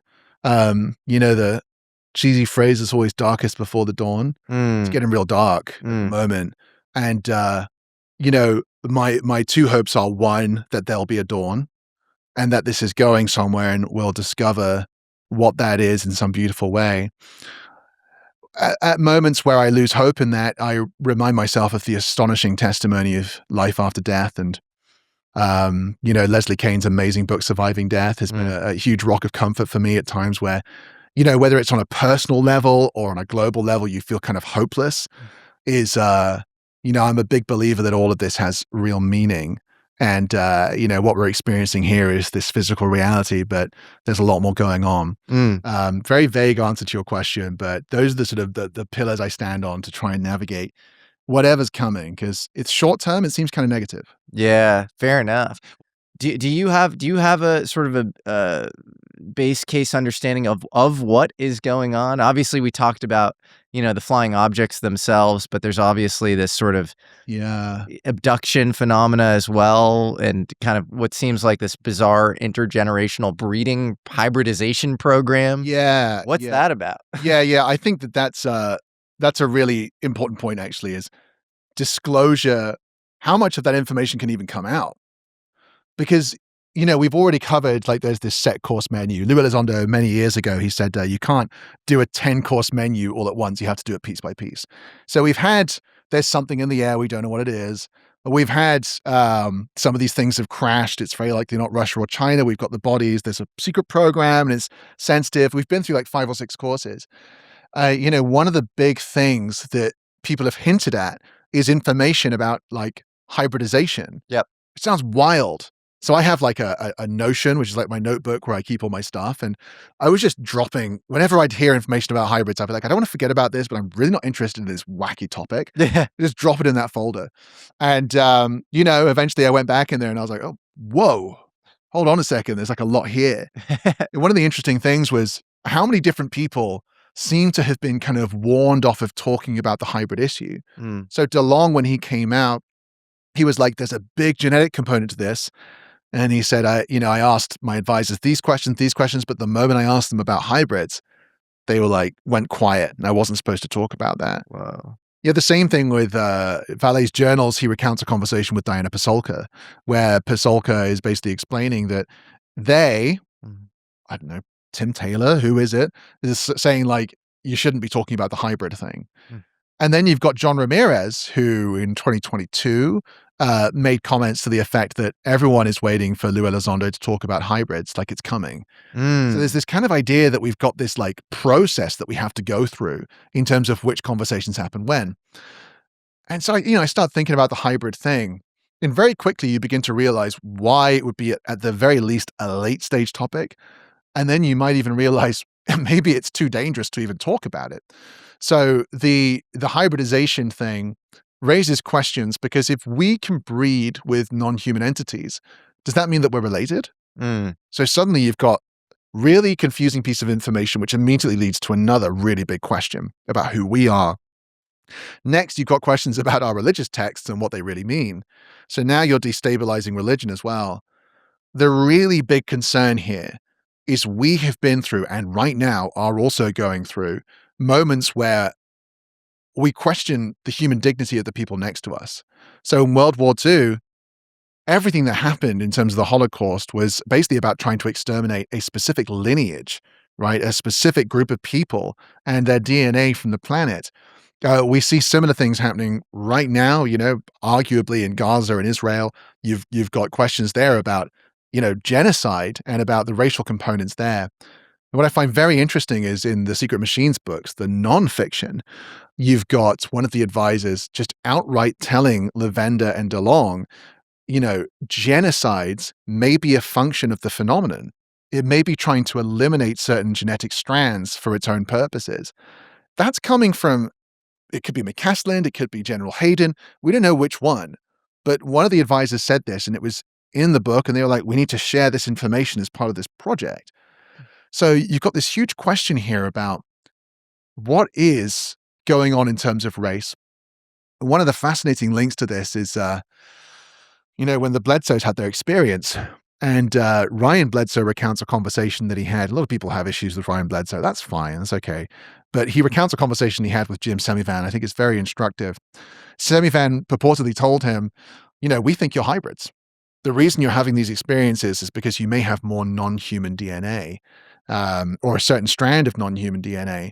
You read Lou Elizondo's book, Imminent, it's in there. He says it seems to be that people with Cherokee blood and DNA have more experiences and also are more inclined to go towards a certain type of work, right? So they end up in this kind of government UFO mystery solving thing based on their genetic lineage. So all sorts of different information is coming from places indicating that, and it's, we can't take this as fact because it may well be the case that this is real, that there are studies showing that as you change the genetic profile of an individual, certain things happen. Maybe you gain certain capabilities, which would be very interesting. But there's another side to this, which is whether it's true or whether it's a mythology. I doubt it's just a mythology, but either way, can we handle that information right now, given where we are, given the geopolitical conflicts, given our inability to see each other as human beings? And it's so painful. I mean, I'm not in pain. I'm here with you in California. It's great, but it's just looking at what's happening around us right now. You think if we were to reveal that some people on the planet have more non-human DNA whilst other people have less, that creates a spectrum by which you can judge whether a person is more or less human.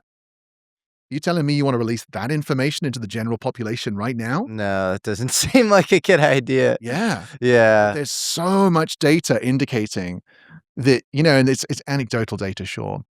But from this group of people who have been releasing information, that's one of the things that's kind of being hinted at. It's anecdotal, but it's also from guys who are very high up at the CIA, especially when it comes to people like Jim Semivan. You imagine, and it's funny, as you were talking, I'm almost thinking okay, so you're an average person. You hear somebody high up at the CIA say, something about alien human hybrids, and you are totally disenchanted with the government. You're skeptical of everything. You know, we just went through all this Epstein stuff or whatever, and you're thinking they're just, you know, they're gonna lie to me, and so you're gonna be so totally skeptical and think that that's just like a distraction.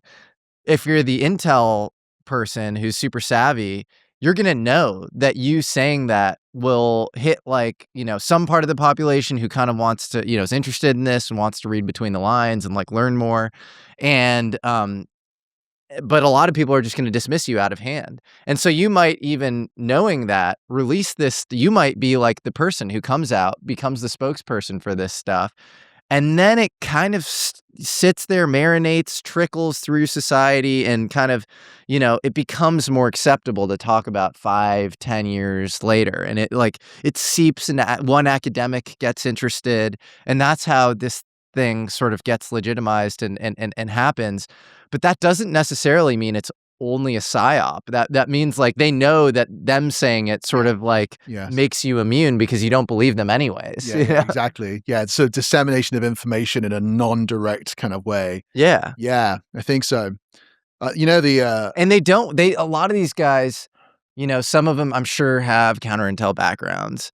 And I'm sure some of them have done some very unsavory things in their past.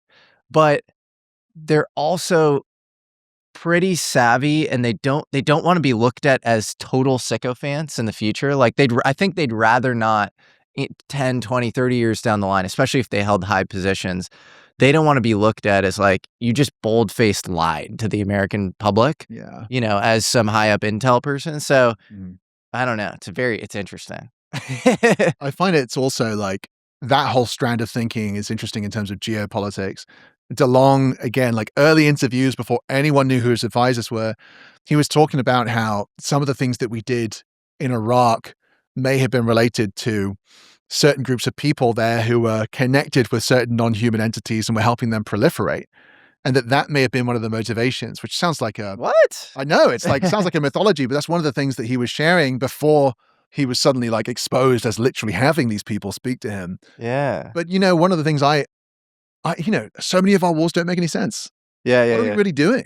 What's the real purpose of them? Yeah, well, they make a little more sense through the kind of lens of, you know, acquiring oil and resources and geopolitics. So, like, why would you go into Iran for a nuclear program that's never really seemed to manifest? Yeah. They seem like a paper tiger, you know, as far as actually being able to have those capabilities. But then does it put a lot of, you know, pressure on China and make the whole world more dependent on American natural gas? Yes, it does. And then you kind of view like American foreign policy through that hermeneutic over the last 70 years, and it starts to make more sense. Yeah. But maybe there's some even weirder kind of, you know, lens that you could put on it. Because if you believe that this is going on, and we've had, I mean, we didn't even talk about this, again, another idea that's trickled out there is we have a relationship with some of these beings. And if that's a thing, like we talked about Herman, I forget his name, the German guy, the Nazi guy who claimed that they had a relationship. Herman Oberth? Oh, Herman Oberth. Oberth, yeah. Herman Oberth, and, you know, who is it on our side who may have had a relationship? But you're telling me we have a relationship and that's not impacting our geopolitics? Yeah. I think it's probably the key epistemic foundation that we would have to understand what's going on. So, but again, that's mystery world. We can't see that very clearly. But if this is going somewhere, that's going to be a reality. Yeah. And you talk about, you know, historically you have kind of mystic truth seeker individuals, and then you have kind of the canonical establishment, you know, religious institution that kind of determines what's acceptable as far as what you can believe and not. And so this brings up a really interesting question that you've covered. Do you think the Vatican knows anything about UFOs? Absolutely. Yeah. Yeah, absolutely I do. And I think that the role of the Vatican is hinted at by many people that I would respect. It kind of comes up and then it disappears, right? No one wants to focus too much on the Vatican. So we'll keep this short. But I think what is it that makes an institution last for a long time? 2,000 years. There's some other institutions, like I think Egyptian empires have lasted longer. But the key thing is you have to resist change. You have to resist revolution. And the Vatican did and has done an outstanding job on that. There was many doctrinal things that came up, and they dealt with that.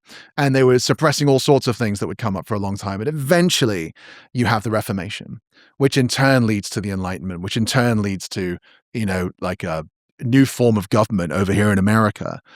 These are all revolutions, and demonstrably the Vatican conspiring with the monarchies and the Knights of Malta, who lost Malta because of Napoleon during the Napoleonic Revolution. All of them were like, we nearly got wiped off the map, like late 1700s, nearly completely destroyed all of this old power. So afterwards, they colluded a thing called the Congress of Vienna. It's like 1812 or something. 1815. 1815. You were ready for this. Clemens von Metternich. Clemens von Metternich? Who's that? He oversaw the Congress of Vienna. I'm glad you're here, Jess. The guy on top. Underneath him, attending, were the various monarchies and the Vatican, the Knights of Malta. And the idea was like, look, we don't like each other. Like before Napoleon, these people weren't getting on, but we better get on because when a revolution happens in southern Italy, that's Austro-Hungarian's problem. So I'm going to send people down to help with that. Let's systematize our response to change. And that is just a reality historically. So the Vatican has always tried to deal with revolutions. What's the ultimate revolution? The reality that the biblical narrative, which constrains the information, especially not even just the biblical narrative, but the doctrine that's built on top of it, which constrains our interpretation of these frankly bizarre events, could be blown open by the next revolution. So just as a form of, if the Vatican has a personality, it's conservative. Now, you can look at very specific instances where you can see this at work. Great one's Fatima.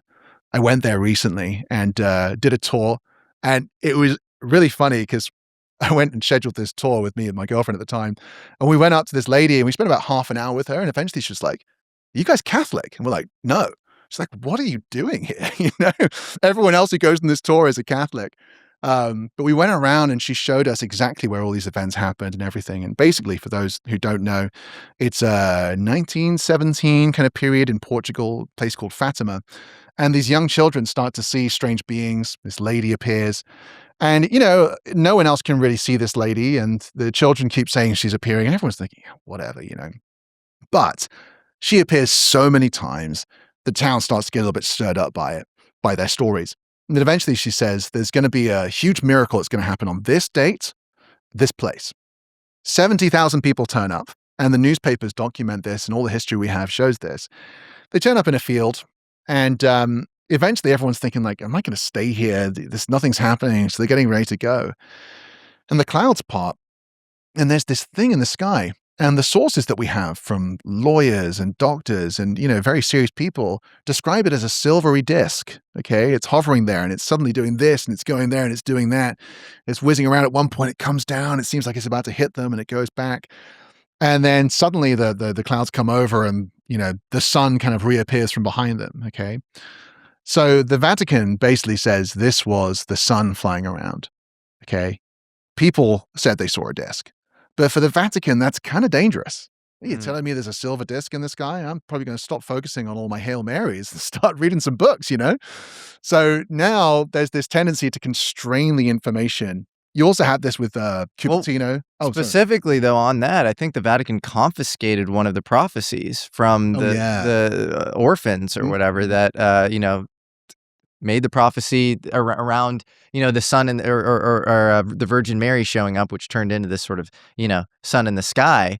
But I think the prophecy was more complex than it sort of portrayed historically, and it was written down, and that piece of paper was literally confiscated by the Vatican. It's fascinating. Yes. Yeah, the secrets of Fatima, right? Which is a wonderful way to brand it. Yeah. And then you have the Magenta crash probably being held by the Vatican as well, or at least under the knowledge. I think it was held at the Sorate bunker, which was outside of Rome, but it was the information about it was back channeled through Pope Pius XII to FDR. And yeah, you have other weird stuff too. Like you cannot believe the Majestic 12 docs. I think they were probably some counter intel ploy, but clearly part of the stuff in there is real. And there's one document around Francis Spellman being given access to the Roswell materials. Francis Spellman is deeply tied in with the Vatican. And Was he a cardinal actually, or He was a cardinal and the Grand Protector of the Knights of Malta. Yeah, there you go. And so he's supposed to get access to the Roswell materials immediately, but this is in the Majestic 12 documents. And then there's documentation of Bishop McIntyre, another guy pretty high up in, the Vatican ecosystem. And he's hanging out around Edwards Air Force Base in 1954. This is not even MJ-12. This is real records of this Bishop McIntyre hanging around Edwards Air Force Base in 54 when Eisenhower is rumored to, do his deal with the aliens around allowing medical experiments to be done among the human population. So very strange. It is. And the general Catholic influence in America is huge. In a video that's be released today on my channel, we talk about this. Just again, looking at the American Republic when it was founded. It was founded on a completely new philosophy of how government would work, where church and state were separated. And some of the founding fathers were very worried about Catholic influence in America because, generally the influence in Europe had been to suppress, and not to allow democracy and the free flow of information. But they allowed Catholics, of course. That's the doctrine of America, right? I may not agree with you, but you're welcome here.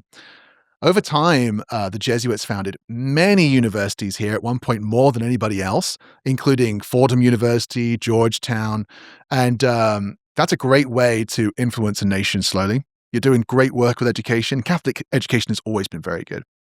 But now you have access to all the people who are coming up in the youth. And you can take those who are devout Catholics and put them in very strategic positions and say, well, I know you were going to do seminary. I know you love the Bible, but I really think you should get into intelligence. And that's one of the people who was the founding director of the Air Force Office of Special Investigations. Whoa. Yeah. No way. Because they pop up all over UFO lore. They're always, somebody at a nuclear base sees something and the Air Force Office of Special Investigations shows up. Mm-hmm. Yeah, exactly. Says, give me all the radar data. Shut up about this. Sign this NDA. Yeah. Mm-hmm. Mm-hmm. Okay. So the founding director, Carroll, I forget his first name, but the founding director of Air Force Office of Special Investigations was a devout Catholic who wanted to go to seminary and suddenly found himself in intelligence. Wow. And of course, it's AFOSI, which is overseeing the very beginnings of the Collins elite theory, which begins to appear, which, we've already discussed is ostensibly not necessarily the best theory to explain everything. It's kind of good. But Catholics in general appear throughout the American intelligence establishment. And there was a census that I saw some data on where 33% of Irish Catholics had served in the military at some point. 40 or 50% of the Medal of Honors that were awarded to I think Irish Catholics or Catholics. These are really big swings in the data. Now, that's not to say that Irish Catholics are bad or anything. I'm Irish, which surprises people, but I'm not trying to say this race or this religion is bad. The point is the slow influence of this old world power, this top-down power from Europe over here in America has happened. And all it takes is, if you have the Vatican who may have an interest in preventing that ultimate revolution, and they now manage to get people in positions of key power, AFOSI, different generals, CIA directors. I mean, the number of CIA directors who are Knights of Malta or Catholic is preposterously high. You get those people into the key functions, you've now essentially got a seat at the board of directors of the UFO issue. And all of your history and your intelligence apparatus can be leveraged by them as long as you have a symbiotic relationship where you both understand each other. Because the Vatican is, at its core, a vast network. It's one of the biggest organizations, probably the biggest one on the planet, with so many different networks, whether you're looking at the Jesuits, the Knights of Malta, Opus Dei, there's the Pro Dio intelligence network. I mean, at one point I tried to list them all and I thought this is going to take a long time to dig into all this stuff. It's huge. So yeah, I do think that the Vatican knows more. I do think that they've tried to reinterpret things, but another person I wish I could speak to is Pasolka. Yeah. Because there's differences here. Some Catholics believe that we're going through what seems to be kind of like an evolutionary, like it's very open, it's not that doctrinal. And there are some who view themselves to be like a cataconic force with restraining the end times. And their job is to prevent that final thing from happening. Whereas other people are like, the final thing's going to happen. It's really good.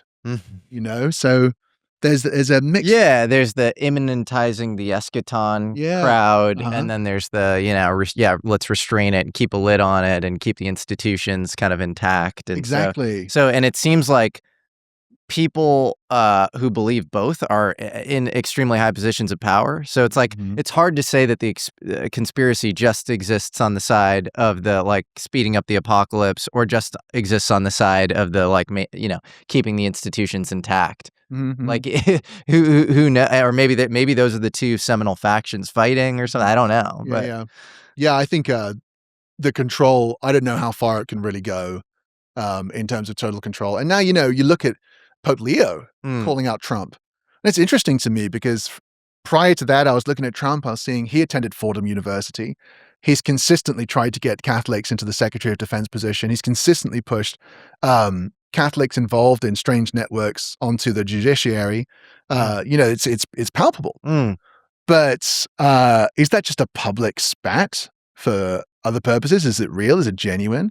Recently, was it Pope Francis was the last pope? Yeah. I think he was trying to deal with the Knights of Malta as well. There was some conflict there about them maybe operating a little bit rogue. He had to pull them in. So, as with all things, you can't simply assume it's all one big thing.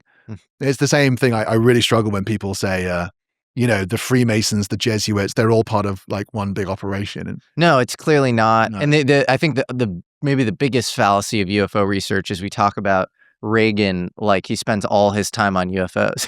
And it's like, realistically, it's sub 1%. And he really is just geopolitics. And same with Trump. Trump really, like if there's anything going on there, the Resorts International thing, that's fascinating. And I want to look into that. But like, my gut on that guy is he's not thinking deeply about UFOs. Yeah, he's in survival mode. Yeah, he's just thinking about, how to make things work. And, he's thinking about geopolitics. And but this was fascinating. I appreciate your time, Jason. This has been a lot of fun.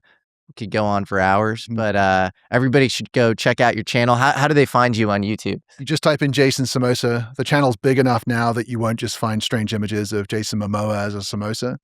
There you go. We've passed that stage. You've broken through. Yeah. So we reached a milestone, but you can find me there, and I'm on X as well. You do have the Jason Momoa facial hair, I will say. That's been a goal I've been working on for a while. I'm thrilled to hear you say that. That's going to go live, right? Yeah. Oh, yeah. Don't cut that out. Oh, we won't. Awesome, man. Appreciate you. Appreciate it. Thanks, Jesse. Cool.